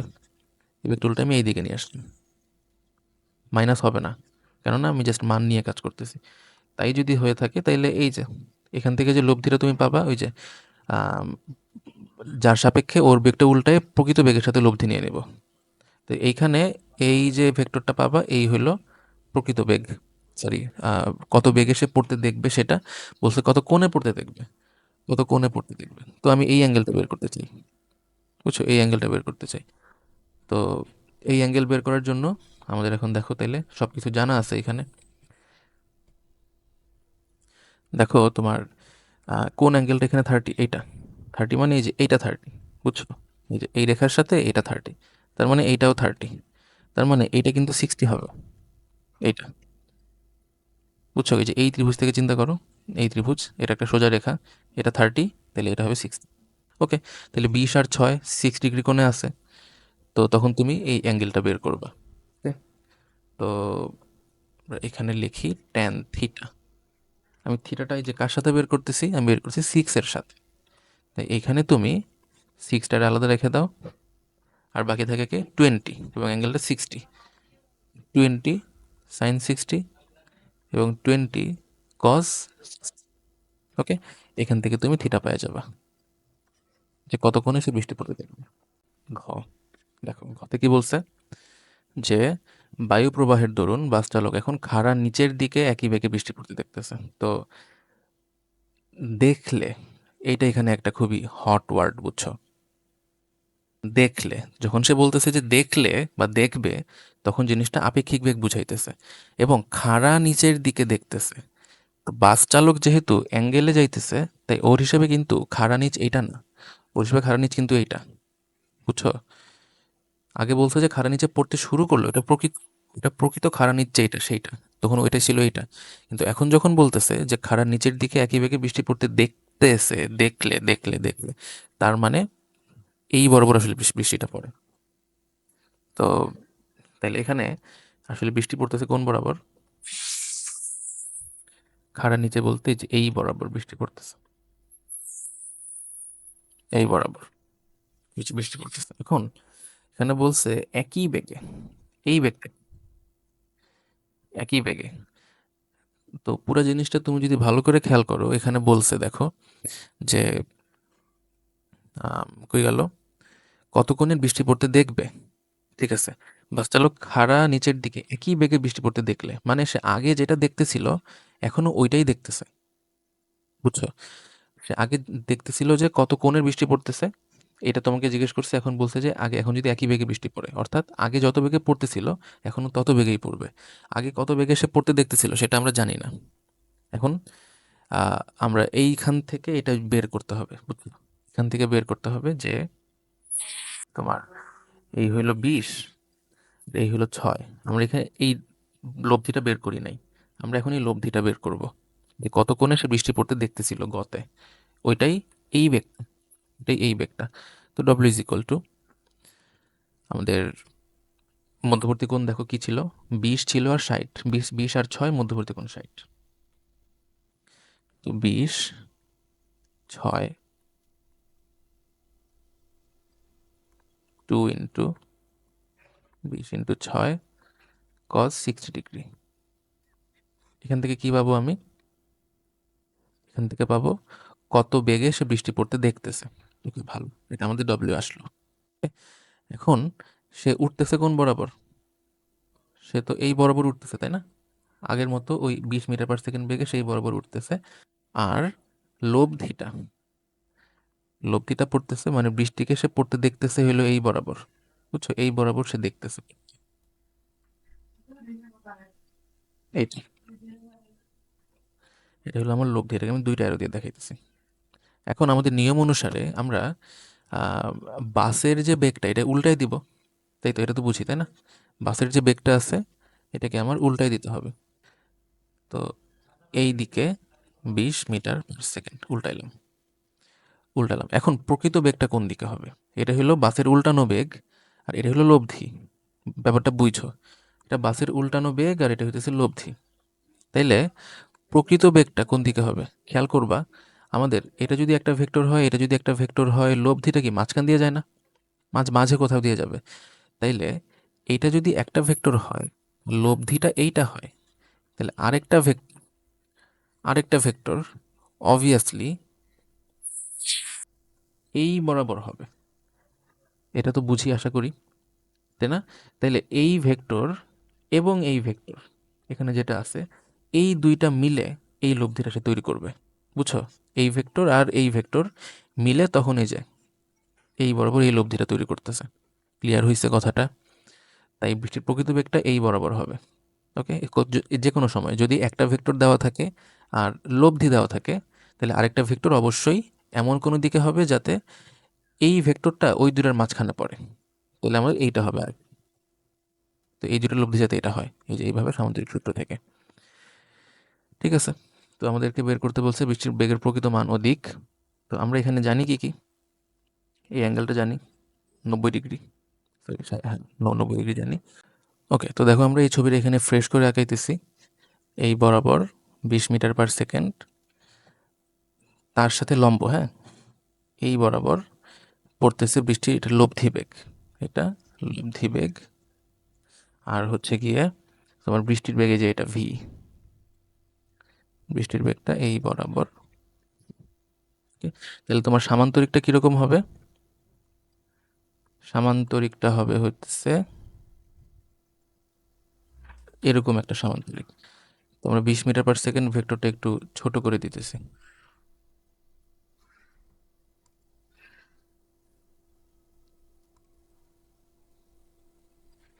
এই যে এইটা, 20 মিটার/সেকেন্ড। ওকে, তো 20 মিটার/সেকেন্ড এটা ভি, এটা হলো লব্ধি। ওকে, তাহলে আমরা এখানে দেখো কি জানি, এই অ্যাঙ্গেলটা এই অ্যাঙ্গেলটা 90, তাই না? এই অ্যাঙ্গেলটা যেহেতু 90, খেয়াল করবা এখান থেকে আমরা হচ্ছে পিথাগোরাসের সূত্র অ্যাপ্লাই করতে পারি। এখানে কি কি জানা আছে? এটা ভি, এটা আর এটা কি সমান হয়? তো এটাও ভি হবে। আর এটা কি লব্ধি, তো লব্ধি আমরা কি ধরছি? ডব্লিউ ধরছি। লব্ধি ধরছি ডব্লিউ, আর এইটাকে ইউ ধরো। তাহলে এখান থেকে এই ত্রিভুজ থেকে কি লেখা যায়? পিথাগোরাস থেকে কি লেখা যাবে? ভি স্কোয়ার সমান U square plus W square. এখান থেকে তুমি পেয়ে যাবো তোমার ভি। বুঝছো? খুবই সোজা। ভি স্কোয়ার, ইউ কত তোমার? 20। আর তোমার ডব্লিউ কত? ডব্লিউ আমরা এইখানে বের করছি, হ্যাঁ, এইটা বের করছি, এইটা। এখান থেকে তোমার ভি চলে আসবে। সুতরাং ভি ইজ ইকুয়াল টু এত মিটার/সেকেন্ড। এটা হলো বৃষ্টির প্রকৃত বেগের মান। বুঝছো? বৃষ্টির প্রকৃত বেগের মান। ঠিক আছে, এখন বৃষ্টির প্রকৃত দিকটা কোন দিকে? বৃষ্টির প্রকৃত দিক কোন দিকে? এখান থেকে দেখো, এই যে এই ছোট্ট ত্রিভুজ থেকে cos থিটা নিলেই তোমার হয়ে যায়। বুঝলি? এটা দেখো, এটা ইউ মানে এটা ইউ, তাই না? এটা ইউ, আমরা এটা বলতে পারি এটা ইউ, মানে এই দুইটা তো সমান হয়। এখানে এই অ্যাঙ্গেলটা তুমি যদি জানতে পারো, এই অ্যাঙ্গেলটা কি ধরবা? ধরো আলফা। তো এই ত্রিভুজ থেকে আমরা এখন সাইন থিটা নিয়ে নেব। সাইন থিটা নিয়ে নিলে দেখো কি আসে? সাইন আলফা লম্ব বাই অতিভুজ, এই কোণের সাপেক্ষে এটা লম্ব, এটা অতিভুজ। ইউ/ভি হবে, ইউ আমাদের 20, আর ভি তোমরা এখানে যেটা পাবা, হ্যাঁ, এটা যেটা পাবা, এই ভিটা এখানে বসাবা। হ্যাঁ, এই ভিটা এখানে বসাইলে এখান থেকে তোমার আলফা চলে আসবে। ঠিক আছে? এখানেও শেষ করা যায় ম্যাথটা, কিন্তু আমরা আসলে আরও একটু করতে চাই। হ্যাঁ, আমরা দেখো এই বরাবর হইতেছে গাড়ির প্রকৃত বেগের মান, বাসের গতি হইল এই বরাবর। তো আমাদের বাসের গতির সাপেক্ষে জিনিসটা বললে আর কি ভালো, হ্যাঁ, তাহলে একটা ডিফাইন্ড দিকের সাপেক্ষে আমরা বলতে পারলাম। তো আমরা এই অ্যাঙ্গেলটা বের করব। আচ্ছা, এই পুরোটা 90, হ্যাঁ, পুরোটা 90, আমি পুরো 90 থেকে এটা বিয়োগ দিয়ে দেবো। তাহলেই আমার এই অ্যাঙ্গেলটা চলে আসবে। ঠিক আছে, এখানে যে আলফা আসবে, তো তুমি বলবা আম, প্রকৃত দিক, বৃষ্টির বেগের প্রকৃত দিক, বৃষ্টির প্রকৃত দিক বাসের গতির সাথে 90 ডিগ্রি মাইনাস আলফা সমান যত আসে, হ্যাঁ, এত ডিগ্রি কোণে। That's it. বুঝা গেছে? তো এই হচ্ছে আমাদের ম্যাথস। তো এই ম্যাথগুলো কিন্তু একটু অন্যরকম, হ্যাঁ, একটু কঠিন। তো এই দুইটা ম্যাথ তোমাদের একটু সমস্যা মনে হইতে পারে এবং অনেক কনসেপ্টের সমস্যা থাকতে পারে, তাই এই ম্যাথটা আমরা দেখাই দিছি। এখানে একসাথে অনেক কিছু আছে, হ্যাঁ। তো আশা করি হেল্প হবে। নেক্সট, লন রোলার টানা এবং ঠেলা। খুবই ইজি জিনিস। এখানে আমরা টানা দেখাইছি এবং এখানে আমরা ঠেলা দেখাইছি। দেখো, তুমি যখন টানতেছো একটা লন রোলারকে, এই টানের দুইটা উপাংশ ভাগ হবে, বুঝছো? একটা এইদিকে, একটা এইদিকে। বুঝা গেছে? তাহলে এই অ্যাঙ্গেলটা যদি থিটা হয়ে থাকে, এটা কি হবে? এফ কস থিটা হবে এফ সাইন থিটা। বুঝছো? আর দেখো, এদিকে ওজন কাজ করে, লন রোলারের ওজন। তাইলে এই এফ কস থিটাটা লন রোলারকে সামনের দিকে যাইতে হেল্প করবে। ওকে, কিন্তু এই এফ সাইন থিটাটা কিন্তু ওজনের সাথে একটা যোগ বিয়োগ হবে, তাই না? তাইলে এখানে আমরা যেটাকে বলি আপাত ওজন, আপাত ওজন এটা হবে ডব্লিউ থেকে এফ সাইন থিটা বিয়োগ হয়ে যাবে। এটা হলো টানার ক্ষেত্রে, টানার ক্ষেত্রে অর্থাৎ ওজনটা কমে যাইতেছে, ওজন কমে। আচ্ছা, এখানে দেখো, এটা হলো ঠেলার ক্ষেত্রে, ঠেলতেছি তো এখানে আমার আবারও দুইটা অংশে ভাগ হইতেছে। আমার যদি এখানে এটা আবার থিটা হয়, এটা কি এফ কস থিটা এবং এটা কি এফ সাইন থিটা, এবং এখানে তোমার ওজনটা এইদিকে। ওকে, ওজনটা যেহেতু এইদিকে, তাহলে এখানে তুমি এখন আপাত ওজন কি লিখতে পারো? আপাত ওজন হবে, দুইটা একই দিকে না, দুটো যোগ হয়ে যাবে, ওজনকে বাড়াই দিবে, ওজনকে বাড়াই দিবে। তো এই হলো আমাদের এখানের কনসেপ্ট, যে টানার ক্ষেত্রে এত আর ঠেলার ক্ষেত্রে এত। ওকে, তারপর আমাদের গ্রেডিয়েন্ট ডাইভারজেন্স কার্ল। তো এখানে আচ্ছা, মেন কথাই বলি নাই, তোমার টানার ক্ষেত্রে আর কি ওজন কম হয় আর ঠেলার ক্ষেত্রে ওজনটা বেশি হয়, এই কারণে। এবং এই দুই ক্ষেত্রে ডিফারেন্স কত? এই দুইটা বিয়োগ দিলে দেখবে 2f সাইন থিটা আসে। এটা অনেক সময় লাগতে পারে। গ্রেডিয়েন্ট ডাইভারজেন্স কার্ল, তো এই জায়গায় তোমার আমাদের ভেক্টর অপারেটর ডেল, এটা এরকম দেখতে। গ্রেডিয়েন্ট আমরা বের করি এইভাবে, ভেক্টর অপারেটরের সাথে জাস্ট একটা স্কেলার ফিল্ড গুণ করি আমরা। গ্রেডিয়েন্ট কার হয়? গ্রেডিয়েন্ট হয় স্কেলার রাশি, স্কেলার ফিল্ডের গ্রেডিয়েন্ট হয়, এবং গ্রেডিয়েন্ট করার পরে এটা ভেক্টর হয়ে যাবে। তারপর ডাইভারজেন্স, এটার সাথে ডট গুণন, কার্ল হইতেছে ক্রস গুণন। তো ডট গুণন যেরকম, এটা যদি একটা ভেক্টর হয়ে থাকে, তো এই ভেক্টরের সাথে এইটা, তো ডট গুণন যেভাবে কাজ করে, এখানের আয়ের সহগ আর এখানের আয়ের সহগ একসাথে চলে আসবে, এই যে এটা। তারপর এখানের জে এর সহগ আর এখানের জে এর সহগ চলে আসবে ভি টু, এখানে এখানে কে এর সহগ আর এখানে কে এর সহগ, কিন্তু এই যে এটা ভি থ্রি এখানে চলে আসছে। ঠিক আছে, স্কেলার রাশি হবে যেহেতু ডট গুণন করতেছি, আর কার্ল করলে একটা ভেক্টর রাশি তৈরি হবে যেহেতু এটা ভেক্টর গুণন। তো মনে রাখবো যে ডাইভারজেন্স ডি দিয়ে ডাইভারজেন্স এবং ডি দিয়ে ডট, আর কার্ল সি দিয়ে কার্ল আর সি দিয়ে ক্রস গুণন। তাই কার্লের সময় ক্রস গুণন হবে আর ডাইভারজেন্সের সময় আমরা ডট গুণন করব। এখানে আমরা ছোট্ট দুইটা অঙ্ক দেখাইছি, যে এত অবস্থানে এত ভেক্টরের ডাইভারজেন্স বের করো। তো প্রথমে আমরা ডাইভারজেন্স মানে কি, ভেক্টর ডিফারেন্সিয়াল অপারেটরের সাথে ডট গুণন, ডট গুণন। তো আমরা নিচে এখানে এ ভেক্টরটা, তো এটা হবে আমার divergence, divergence A is equal two, তো আমরা ডট গুণন করলাম, তাহলে এটার সাথে এটা আসবে, তারপরে এটার সাথে এইটা আসলো, তারপরে কি এটার সাথে এইটা আসবে, তাই না? এই যে, এরপরে এখান থেকে আমরা এটাকে পার্শিয়াল ডিফারেন্সিয়েশন করছি। পার্শিয়াল ডিফারেন্সিয়েশন হলো যে চলকের সাপেক্ষে করতেছি ওই চলক বাদে বাকি সবাইকে কনস্ট্যান্ট ধরা লাগে। তাহলে ওয়াই এক্স এখানে আছে, তো ওয়াই জেড কিউব কনস্ট্যান্ট হিসেবে বাইরে চলে আসবে। তাহলে এক্সে করলে হবে 1, এখানে একটা ইন্টু 1 আছে, বুঝছো? তারপর প্লাস 8x, এটা কিভাবে আসে? এখানে ওয়াই সাপেক্ষে করতেছি, তাহলে ওয়াই বাদে বাকি সবাই কনস্ট্যান্ট, 4x বাইরে চলে আসবে, 4x বাইরে। আর তাহলে ওয়াই স্কোয়ারকে করলে কি হবে? 2y, তো 4x বাইরে ইন্টু 2y 8x, এইভাবে। এর পরেরটা একইভাবে হবে, জেড বাদে বাকি সবাই কনস্ট্যান্ট, এই সব কিছু বাইরে চলে আসবে। তো 2x³ ওয়াই স্কোয়ার বাইরে চলে আসলো, আর জেড রিতের সাপেক্ষে করলে 1 ইন্টু 1, তাই। আর এখানে এটাই আমাদের ডাইভারজেন্স, বলছে এই অবস্থানে ডাইভারজেন্স কত, তো এই অবস্থানটা আমরা এখানে আর কি এই বিন্দুটা এখানে আমরা বসাই দিছি, তো এইভাবে আমাদের ডাইভারজেন্স বের হবে। এরপর কার্ল নির্ণয় করো, একই রকম, জাস্ট আমরা ক্রস গুণন করব। ঠিক আছে, ক্রস গুণন করলে দেখো, তোমরা জানো যে প্রথমে আই নিতে হয় এখানে নির্ণায়ক, আই নিলে এটার সাথে এটা আসবে, পরে এটার সাথে এটা যাবে, এই যে।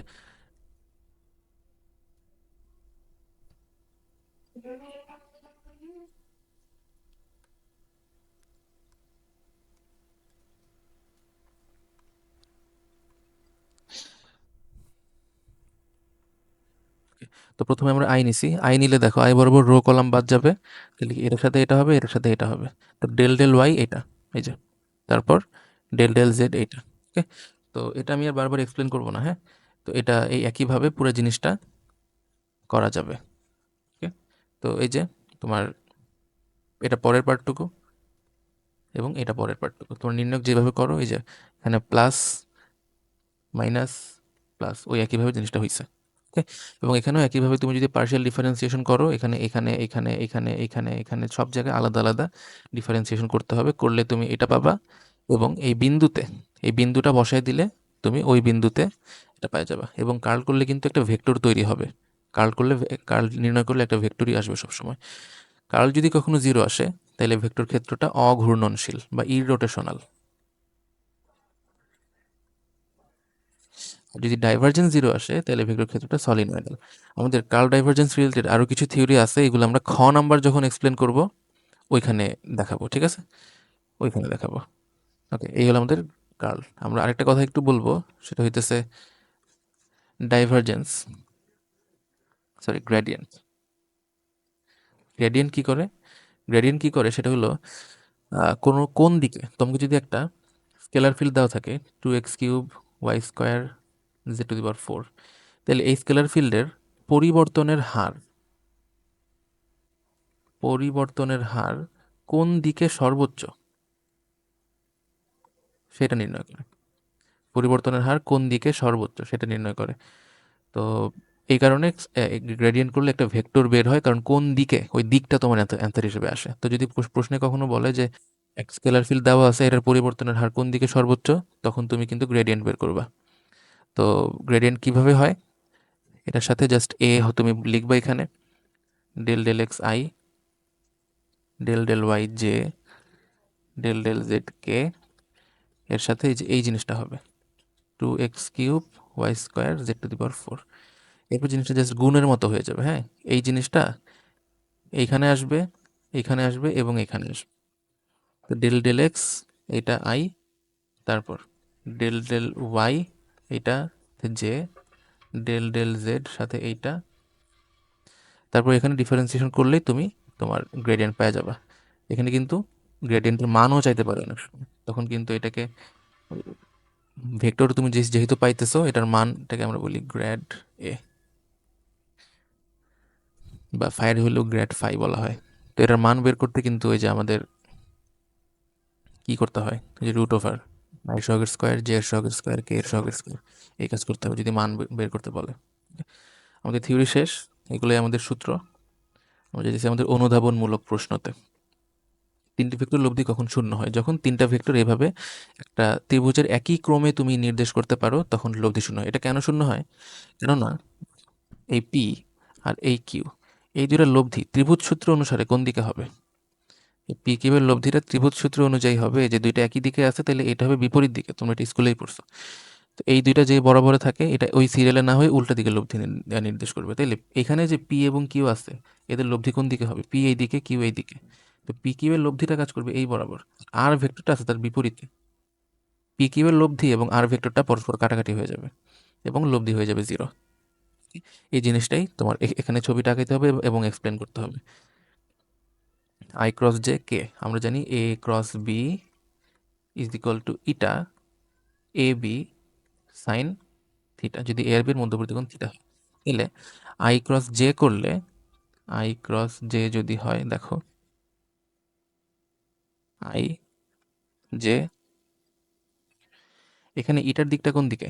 এ আর বি এর দুইটার সাথে লম্ব বরাবর, এ থেকে বি এর দিকে যে ডান হাতি স্ক্রু ঘুরাইলে, তো আই থেকে জেড দিকে একটা ডান হাতি স্ক্রু ঘুরাইলে কিন্তু এটা কে এর দিকেই যাবে, বুঝছো, উপর দিকেই যাবে।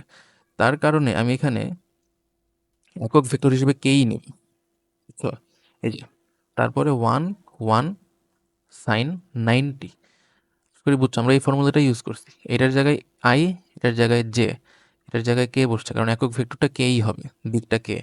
আর এ বি এগুলার মান কত? আই জে এগুলার মান 1, তাই এগুলা এটার মান 1, এটার মান 1। আর থিটা, আই এবং জে এর মধ্যবর্তী কোণ কত?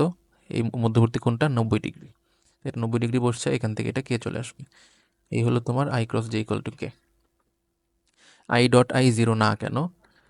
আই ডট আই, এটা করে দেখাবো আমরা। এ বি এ ডট বি হয় এ বি কস থিটা। তো আই ডট আই হবে I into I cos 0 degree, কারণ আয়ের সাথে আয়ের মধ্যবর্তী কোণ 0। তো আই ডট আই কত, আয়ের মান 1, আয়ের মান 1, কস 0-র মান 1 ইকুয়াল টু 1। তার মানে I dot I 1, I dot I 0 হবে না। ওকে ওকে ভেক্টর যোগের সামান্তরিক সূত্র বিনিময় সূত্র মেনে চলে। এটা জিনিসটা এরকম যে পি প্লাস কিউ করো আর তুমি কিউ মাইনাস পি করো, এখানে সরি কিউ প্লাস পি করো, এখানে কোনো ডিফারেন্স নাই, বুঝছো? পি প্লাস কিউ করো আর আর কিউ প্লাস পি করো, এখানে জিনিসটা একই আসবে। এটাই এখানে বলতে হবে যে সামান্তরিক সূত্র মেনে চলে, সামান্তরিক সূত্র বিনিময় সূত্র মেনে চলে। এটি সীমাবদ্ধ ভেক্টর। সীমাবদ্ধ ভেক্টর হইতেছে যেই ভেক্টরের পাদবিন্দু নির্দিষ্ট।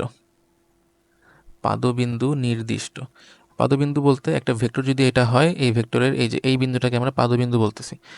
তো একটা এটা কি একটা অবস্থান ভেক্টর। অবস্থান ভেক্টরটা সবসময় মূল বিন্দু থেকে শুরু হয়।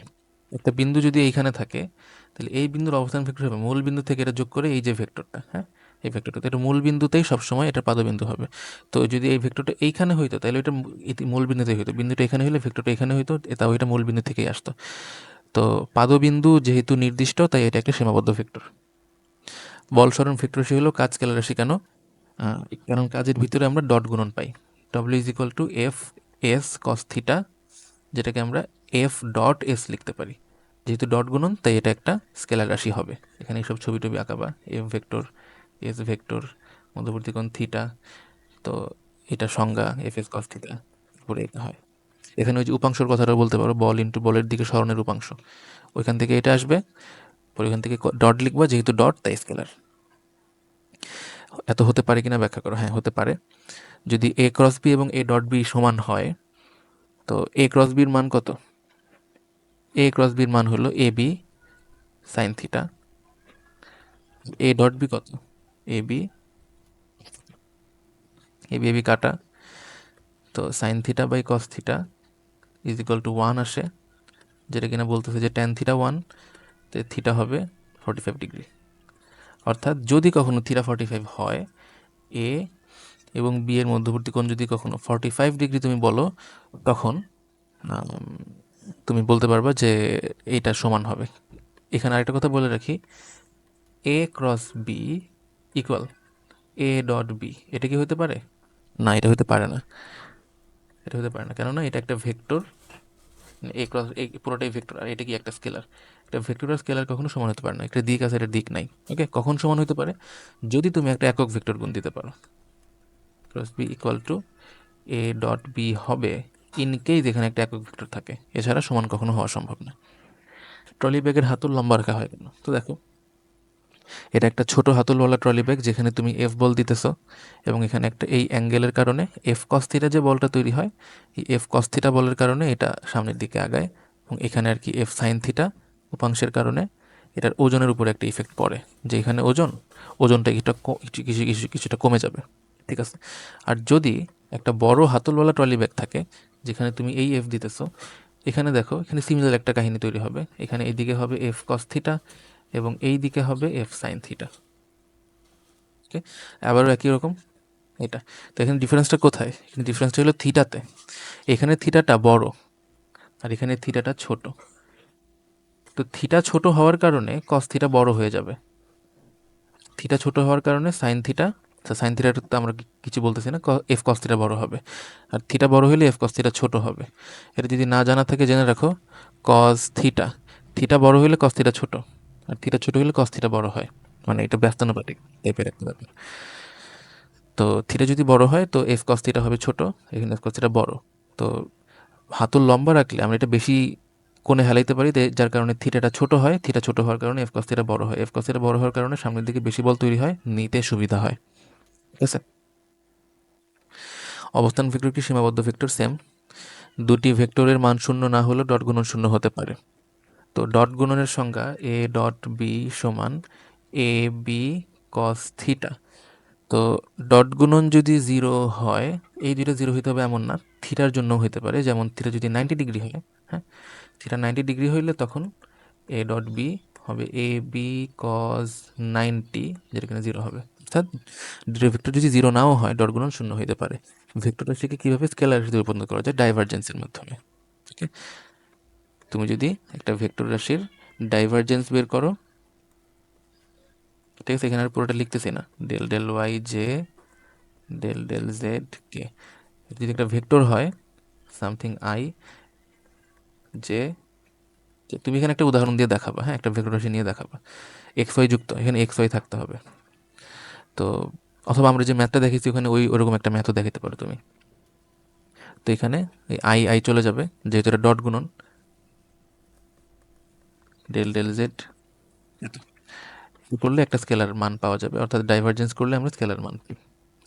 ঠেলার ক্ষেত্রে টানা সহজ, এটা আমরা ওইদিকে ব্যাখ্যা করে দিছি, তো এখানে আর ব্যাখ্যা করতেছি না। দুটি ভেক্টর রাশির যোগফল বিয়োগফলের মান সমান ব্যাখ্যা করো। তো যোগফল এবং বিয়োগফল, তো দেখো এই যদি আমার দুইটা ভেক্টর হয়, পি ভেক্টর কিউ ভেক্টর, তাহলে এদের যোগফল হচ্ছে এইটা, এটা হবে পি প্লাস কিউ। এখন বিয়োগফলের ক্ষেত্রে তোমার এইটা, এটা মাইনাস কিউ ভেক্টর। তো আমি যদি পি এর সাথে মাইনাস কিউ যোগ করি, হ্যাঁ, পি এর সাথে মাইনাস কিউ যোগ করি, এই যে এখানে আরেকবার লিখতে হবে, এটা পি, এটা কিউ। তো পি এবং কিউ এর লব্ধি এখানে এটা পি প্লাস কিউ, আর কিউকে উল্টা দেওয়া হয়েছে এখানে, তাহলে আমার তৈরি হবে মাইনাস কিউ। পি এর সাথে যদি আমি মাইনাস কিউ এর লব্ধি নেই, তো এটা এই বরাবর এটা হবে, তাহলে এটা কি পি এর সাথে মাইনাস, মানে পি প্লাস মাইনাস কিউ, অর্থাৎ পি মাইনাস কিউ এখানে হবে, পি মাইনাস কিউ। তো দেখো পি প্লাস কিউ এর মান কিন্তু বড়, হ্যাঁ, আর পি মাইনাস কিউ এর মান কিন্তু ছোট, এটা খুবই অবভিয়াস, যোগফলের মান বিয়োগফলের চেয়ে বড়ই হবে। তো এখানে বলছে মান সমান ব্যাখ্যা করতে। তো এইখানে তুমি আসলে আমাদের কি বলবো, মানে প্রশ্নটা একদিক থেকে ঠিক না।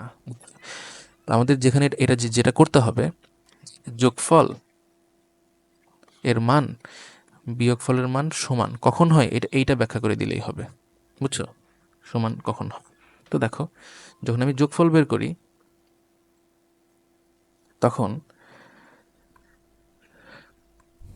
এই অ্যাঙ্গেলটা কত, যদি আলফা হয়ে থাকে তাহলে এই অ্যাঙ্গেলটা কত হবে, পুরোটা 180 না, তো এটা কি পাই মাইনাস আলফা হবে, ঠিক আছে, 180 মাইনাস আলফা হবে।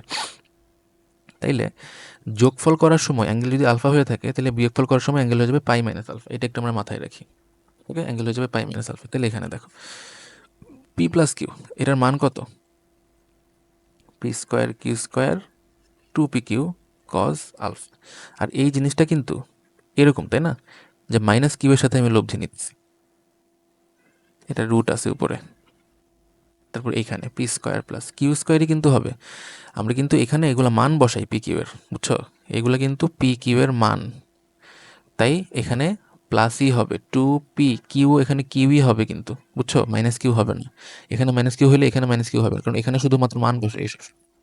কস, এই যে অ্যাঙ্গেলটা চেঞ্জ হবে, পি এবং মাইনাস কিউ এর অ্যাঙ্গেলটা কত, এই যে আমরা ওইখানে ব্যাখ্যা করলাম, এটা আলফা হইলে পি এবং মাইনাস কিউ এর অ্যাঙ্গেলটা পাই মাইনাস আলফা হয়, পাই মাইনাস আলফা।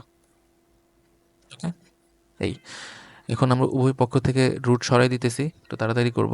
রুট চলে গেল, P square Q square, P square Q square কাটা, টু পি কিউও কাটা, এখান থেকে থাকবে কজ আলফা, এখান থেকে এটা চতুর্ভাগের হিসাব করে আসবে minus cos alpha, 2 cos alpha equal to 0।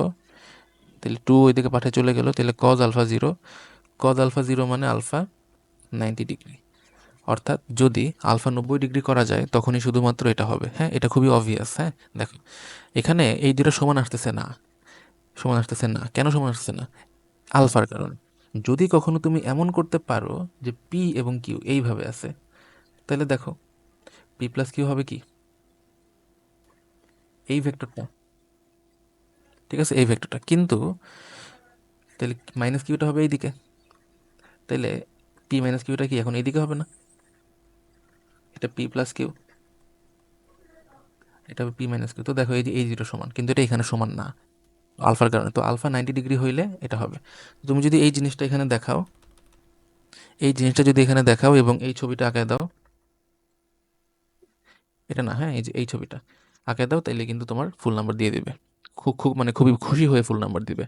এবং এটার ইমপ্যাক্ট তোমার বাকি খাতাতেও থাকতে পারে, যে এখানে এটা এত সুন্দর করে লিখছে, ছেলেটা খুব ভালো জানে, তো ছেলেটা ভালো ছেলেই হবে, এই একটা ইন্টেনশন নিয়ে সে পুরা সে বাকি খাতাটুকু দিবে। হাতের লম্বা রেখার সুবিধা কি বলা হয়েছে, তিনটে ভেক্টর লব্ধি শূন্য হয় বলা হয়েছে, ডাইভারজেন্সের বৈশিষ্ট্য কি কি। ডাইভারজেন্সের ক্ষেত্রে দেখো, এটা যদি একটা আমাদের আউটগোয়িং কোনো কিছু হয়, এটা যদি ইনকামিং কোনো কিছু হয়, আর এটা যদি কোনো কিছু না হয়, আউটগোয়িং আর ইনকামিং যদি সমান সমান থাকে তাহলে কিছুই না। এরকম জিনিসের ডাইভারজেন্স পজিটিভ হয়, এরকম জিনিসের ডাইভারজেন্স নেগেটিভ হয়, আর এরকম জিনিসের ডাইভারজেন্স থাকে না। বুঝছো? এটাই মেনলি ডাইভারজেন্সের বৈশিষ্ট্য। বলবা যে ডাইভারজেন্স কি, ডাইভারজেন্স হইতেছে ডট গুণন ভেক্টর ডিফারেন্সিয়াল অপারেটরের সাথে। তো যদি কোনো কিছু এক্সপান্ড করে, যদি কোনো কিছু এক্সপান্ড করে, এক্সপান্ড করে, তখন এরকম পজিটিভ পজিটিভ ডাইভারজেন্স আমরা পাবো। বুঝছো? যেমন আমি যদি মহাবিশ্বের ডাইভারজেন্স বের করতে চাই, মহাবিশ্ব সম্প্রসারণশীল, মহাবিশ্বের ডাইভারজেন্স পজিটিভ ওভারঅল। ঠিক আছে? অথবা কোনো একটা ফ্লো যদি বাইরের দিকে যায়, যেমন ধরো এখান থেকে পানি বের হয়ে চারদিকে ছড়ায় পড়তেছে। বুঝছো? সোর্স, পানির সোর্স যদি থাকে, তো ডাইভারজেন্স পজিটিভ। এক্সাম্পল হচ্ছে মহাবিশ্ব। এরপরে এক্সাম্পল, আরেকটা এক্সাম্পল হতেছে পানির সোর্স যদি থাকে ওইখানে ডাইভারজেন্স পজিটিভ হবে। এটা পানির সিঙ্ক, সিঙ্ক মানে ধরো বেসিনে, বেসিনে এখানে যদি পানি, এখানে যদি একটা এই যে হোল থাকে, আশেপাশ থেকে পানি কি এখানে যে এখান দিয়ে চলে যায়, তো এই সিঙ্কের ডাইভারজেন্স নেগেটিভ হয়। এটাকে সিঙ্ক বলে। সিঙ্কের ডাইভারজেন্স নেগেটিভ। তো এটা হবে যদি কোনো কিছু সংকুচিত হয়, হ্যাঁ, কোনো কিছু যদি কম্প্রেশন হয়, কম্প্রেস হয়, তখন ওইটার ডাইভারজেন্স হবে নেগেটিভ। এর এক্সাম্পল হচ্ছে এই যে সিঙ্ক। ঠিক আছে? সিঙ্ক। এখানে আরও কিছু ব্যবসা আবার আছে, এক্সপ্যান্ড করলে কি ঘনত্ব কমে যাবে, আর কম্প্রেস করলে ঘনত্ব বেড়ে যাবে। তো যদি ঘনত্ব বাড়ে তাহলে ডাইভারজেন্স নেগেটিভ, ঘনত্ব কমলে ডাইভারজেন্স পজিটিভ, এইসব জিনিস এখানে তুমি লিখবা। ঠিক আছে? বিপ্রতীপ ভেক্টরকে সমরেখীয় ভেক্টর বলা যেতে পারে। বিপ্রতীপ ভেক্টরটা কি, যদি এ একটা ভেক্টর হয় 5i, তাইলে এ ভেক্টরের বিপ্রতীপ ভেক্টর কি হবে, 1/5i। তো বিপ্রতীপ ভেক্টরটা হইতেছে মান সমান কিন্তু, সরি, দিক একই কিন্তু মান উল্টা। বুঝছো? মানটা উল্টা, একটা 5 হলে একটা 1/5। ঠিক আছে? 1/5। তো বিপ্রতীপ ভেক্টর, তো দুইটার ডিরেকশন তো সেমই, দুইটাই আয়ের দিকে, তাই এটা সমরেখ ভেক্টর বলা যাবে। লন্ডোলার বলা হয়েছে স্রোতের সাথে আড়াআড়ি ভাবে নদী পাড়ি দিতে, এটা আর এখানে ব্যাখ্যা করা হবে না, এটা আমরা নদী নৌকার ওইখানে অনেক ভালো করে ব্যাখ্যা করছি। আড়াআড়ি ভাবে মানে সোজাসুজি, হ্যাঁ, এইটা খেয়াল রেখো, এটা কিন্তু সিকিউতেও লাগতে পারে। আড়াআড়ি ভাবে মানে এইভাবে নদী পাড়ি দিতে চায়। তো এইভাবে নদী পাড়ি দেওয়ার জন্য এইদিকে যেহেতু স্রোতের বেগ থাকবে, তাই ওই লোককে আগে থেকেই এই দিকে অ্যাঙ্গেল করে যাত্রা করতে হবে। ঠিক আছে? তো তাইলেই সে এই কর্ণ বরাবর এইভাবে পৌঁছাতে পারবে। এখানে আমরা এইগুলো দেখায় রাখছি যে যাত্রা যেদিকে পৌঁছাবে ওই দিকে যদি স্রোত না থাকে, তো এই যে এখানে এইভাবে পৌঁছাবে, আর এখানে এইভাবে পৌঁছাবে, এই সেম জিনিস আমরা ওইখানে দেখাইছি। হ্যাঁ, ওকে। গুণ টানার ক্ষেত্রে লম্বা রশি দিয়ে গুণ টানা হয় কেন, ইম্পর্টেন্ট জিনিস।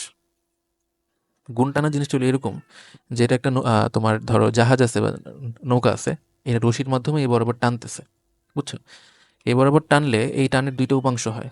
তো এটা যদি তোমার থিটা হয়, এটা হবে এফ কস থিটা, এটা হবে এফ সাইন থিটা। দেখা যায় না, এফ সাইন থিটা। এখানে মাঝি বৈঠা দ্বারা একটা এই দিকে বল তৈরি করে, মানে মাঝি চায় যে নৌকাটা যাতে এই দিকে যায়।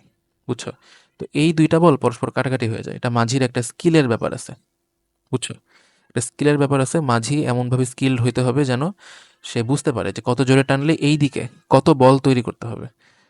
ওকে, যাতে এটা সমান সমানভাবে কাটা কাটা যাইতে পারে। তো মাঝির বৈঠা দ্বারা তৈরি বল এইটা, আর এফ সাইন থিটা কাটা যায়, এই এফ কস থিটার কারণে নৌকাটা সামনের দিকে যায়। ওকে, এবং আমরা এখানে আরেকটা একইভাবে জিনিসটা দেখাচ্ছি কিন্তু বড় রশির সাহায্যে। ঠিক আছে? তো বড় রশির সাহায্যে সেম কাহিনী। এখানে যদি এটা থিটা হয়, এটা F cos theta F sine theta, এটা ওই যে ওই তোমার ইসের সাথে মিল আছে, কি বলে ওইটাকে, ওই হাতল বড় ছোট যুক্ত যে ওই যে ট্রলি, ওইটা। যদি ছোট রশি হয়, ছোট রশি হয়, ছোট রশি হইলে থিটা বড় হবে। এই যে ছোট রশি থিটা দেখো বড়, কিন্তু এখানে বড় রশি আছে, তো বড় রশিতে দেখো থিটাটা ছোট হয়ে গেছে, থিটা কম। আগেরটা কিন্তু রশিটা ছিল এইখানে, কারণ ছোট রশি, ছোট রশির থিটা ছিল বড়, এখন থিটা ছোট হয়ে গেছে। তাহলে এখানে বড় রশি থিটা ছোট। ওই যে আবারও থিটা ছোট হলে কস থিটা বড় হবে, যদি কস থিটা বড় হয় এফ কস থিটা বড় হবে। এফ সাইন থিটা তো কাটাই যেতেছে তাই না, এটার সাথে এটা এটার সাথে এটা পরস্পর কাটা যায়। তো এফ কস থিটা যত বেশি নৌকা এইদিকে তত ফাস্ট যাবে। তাই বড় রশির মাধ্যমে টানলে থিটা ছোট হয় কস থিটা বড় হয়, কস থিটা বড় হয় মানে এফ কস থিটা বড় হবে। এফ কস থিটা যত বড় হবে নৌকা তত দ্রুত যাবে।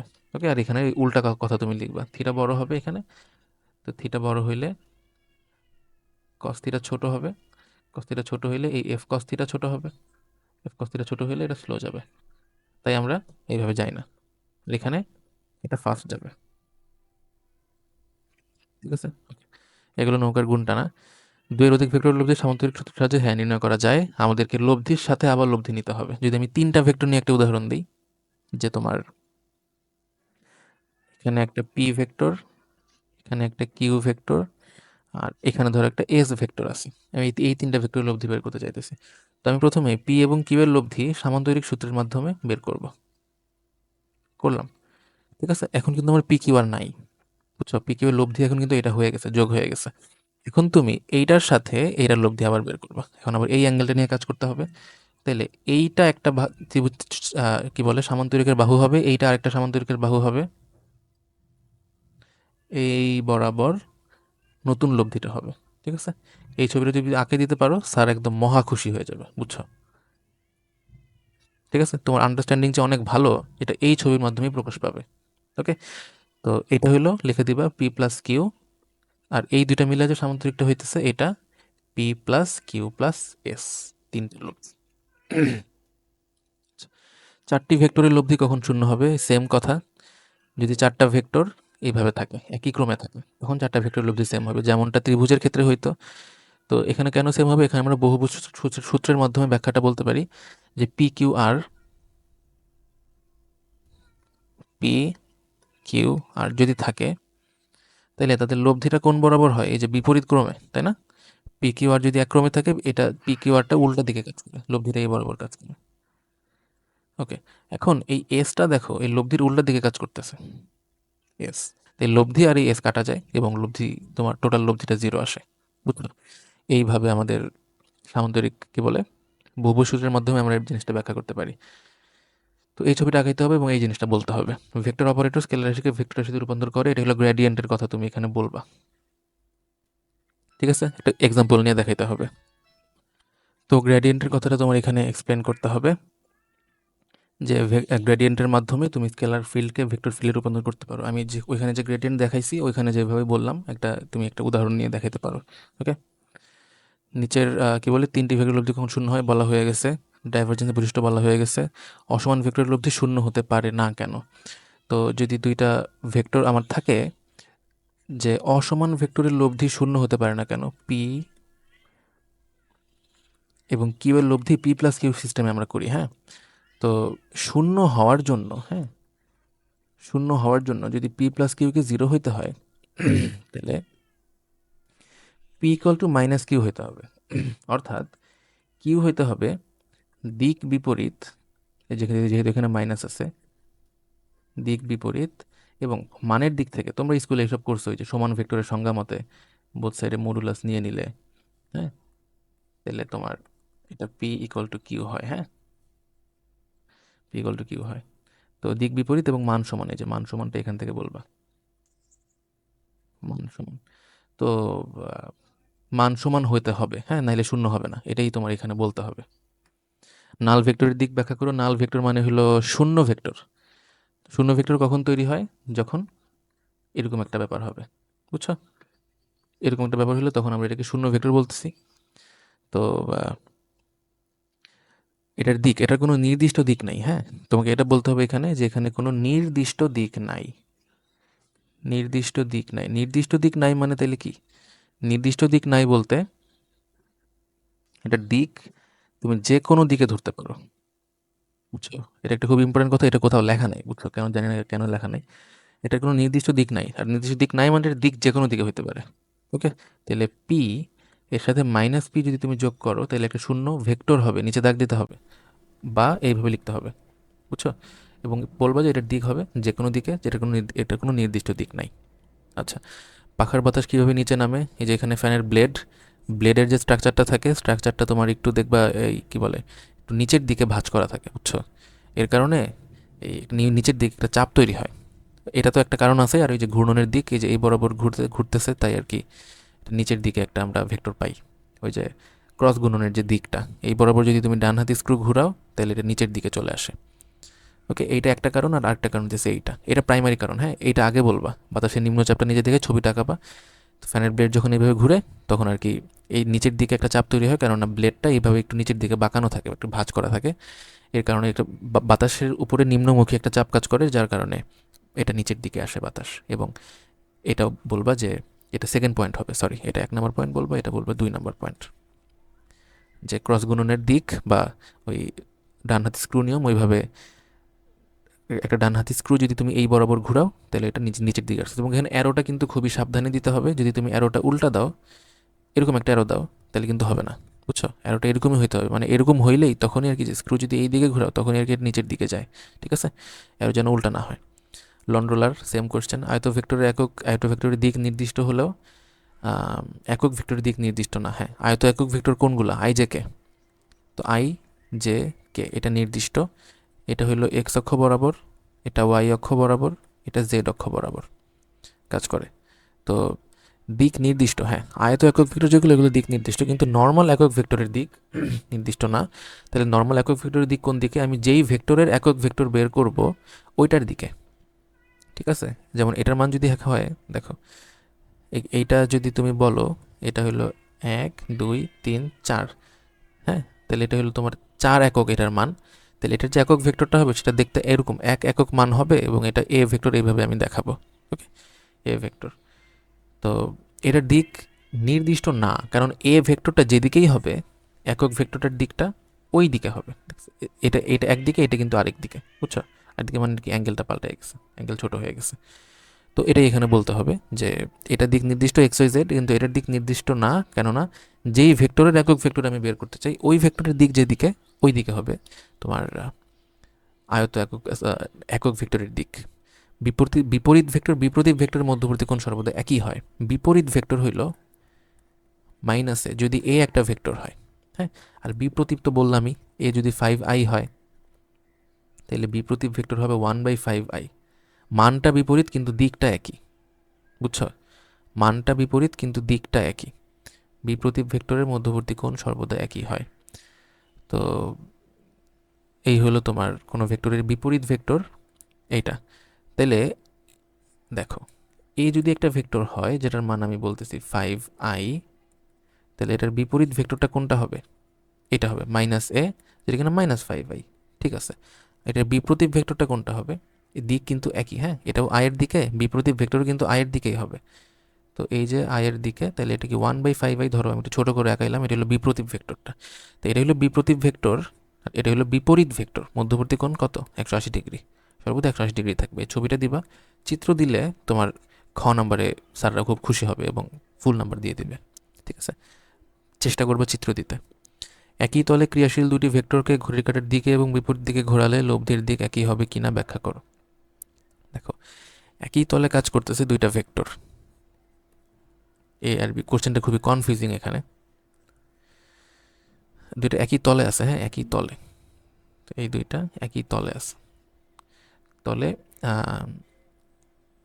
কাজ করতেছে। তো দুইটি ভেক্টরকে যদি ঘড়ির কাঁটার দিকে এবং বিপরীত দিকে ঘোরানো হয়, দুইটি ভেক্টরকেই, বুঝছো?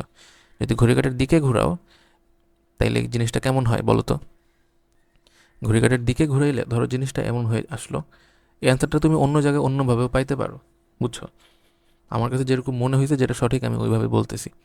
তো তোমার এই এ ভেক্টরটা ধর ঘুরে আসলো এইখানে, ঠিক আছে, এইখানে। আর এই বি ভেক্টরটা ঘুরে চলে আসলো এইখানে। তাইলে এখন নতুন লব্ধিটা কোথায় হবে? এই বরাবর হবে না? তো লব্ধির দিক একই হবে না, হ্যাঁ, লব্ধির দিক একই হবে না, কারণ লব্ধিটা শুরুতে থাকে এখান থেকে এখানে, এই দিক বরাবর লব্ধিটা। আর পরে লব্ধিটা আমি বি এর ঘুরে এখানে নিয়ে আসতেছি, এর ঘুরে এখানে নিয়ে আসতেছি, তখন লব্ধিটা ঘুরে গেছে, বুঝছো? লব্ধিটা ঘুরে যাবে। এটা হলো ঘড়ির কাঁটার দিকে ঘুরানো হয়েছে। বিপরীত দিকে হইলেও এই একই রকম কথা তুমি বলবা, বুঝছো? একই রকম ব্যাপার স্যাপার হবে যে এ বি, এদের লব্ধি প্রথমে এইটা ছিল, এর তুমি ঘুরেছো ঘড়ি কাঁটার বিপরীত দিকে, এখানে চলে আসছে। বিরেও তুমি ঘুরেছো ঘড়ি কাঁটার বিপরীত দিকে, এখানে চলে আসছে বি। তো এ এখানে, বি এখানে। এখন এদের নতুন লব্ধিটা এই বরাবর হবে। তো এই যে লব্ধিটাও এখান থেকে এখানে ঘুরে গেছে। ওকে, তো দিক একই হবে না। ওকে, এটা হলো তোমার ছবি, এবং এটাই আমাদের এখানের অ্যান্সার। নাল ভেক্টর কে ক্রস কে, তোমরা জানো যে I cross I, J cross J, K cross কে, এগুলো জিরো আসে।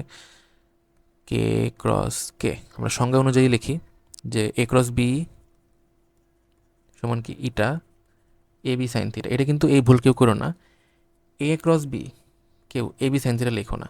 হ্যাঁ, এটা কিন্তু হয় না, এটা কিন্তু সঠিক না। যদি মান লেখো তখন সঠিক, কিন্তু যদি এখানে ডাইরেক্ট ক্রস লেখো, এখানে একক ভেক্টর দিতে হবে।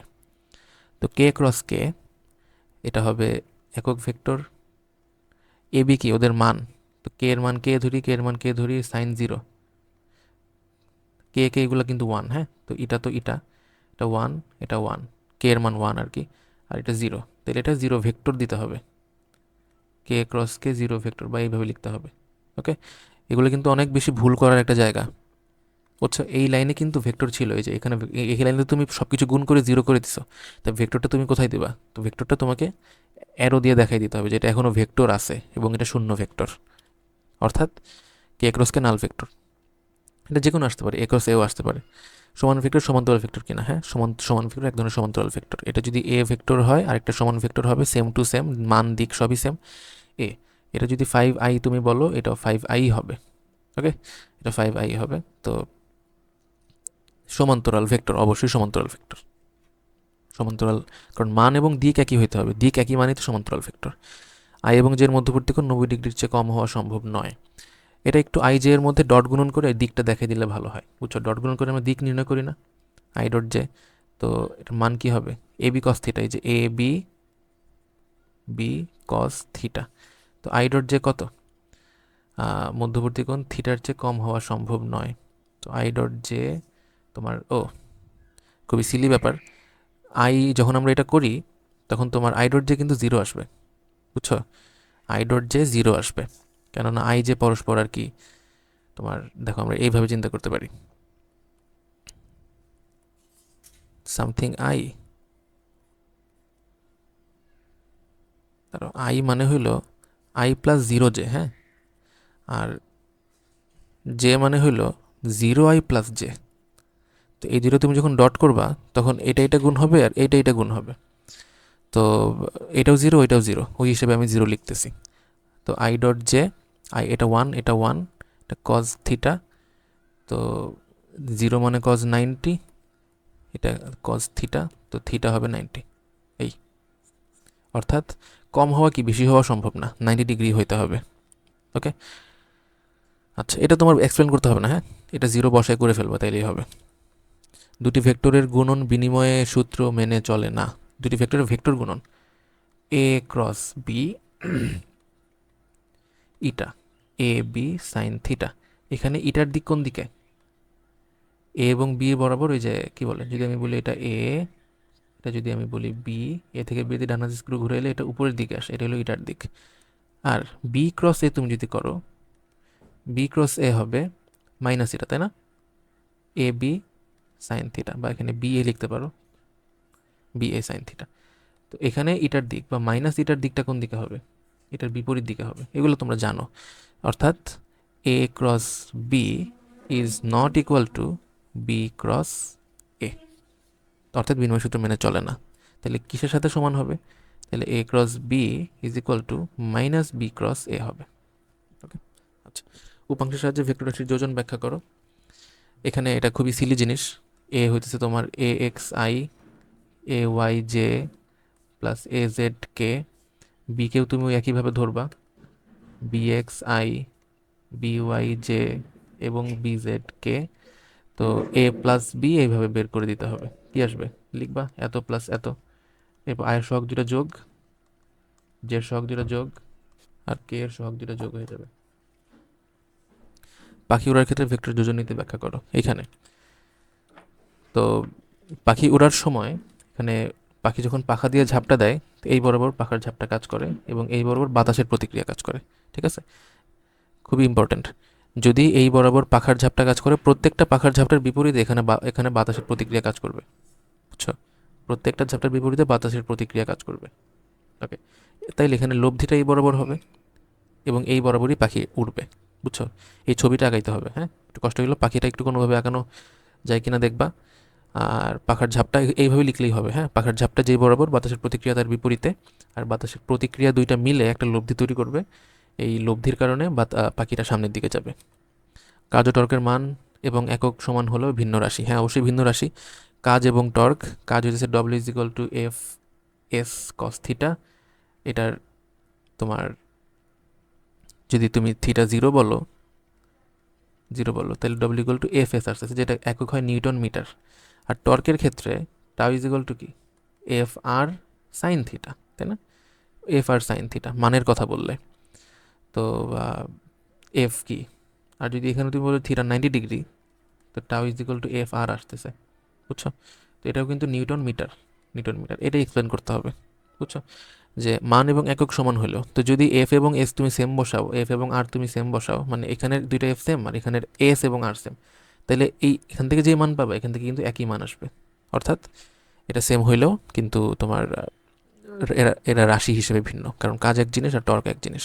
ওকে, এই আমাদের শেষ হইতেছে ভেক্টর। ঠিক আছে, তো সবাইকে সাথে থাকার জন্য ধন্যবাদ। আমরা একে একে সবগুলো চ্যাপ্টার প্রতিদিন আপলোড দিয়ে দিব, যাতে তোমাদের ফিজিক্স পরীক্ষা যখন আসবে তখন তোমাদের কাছে সবগুলো চ্যাপ্টারের সূত্র এবং এই নম্বরগুলো যাতে একসাথে সবার থাকে। ওকে, তো সবার জন্য শুভকামনা। ক্লাস আমরা এখানেই শেষ করতেছি।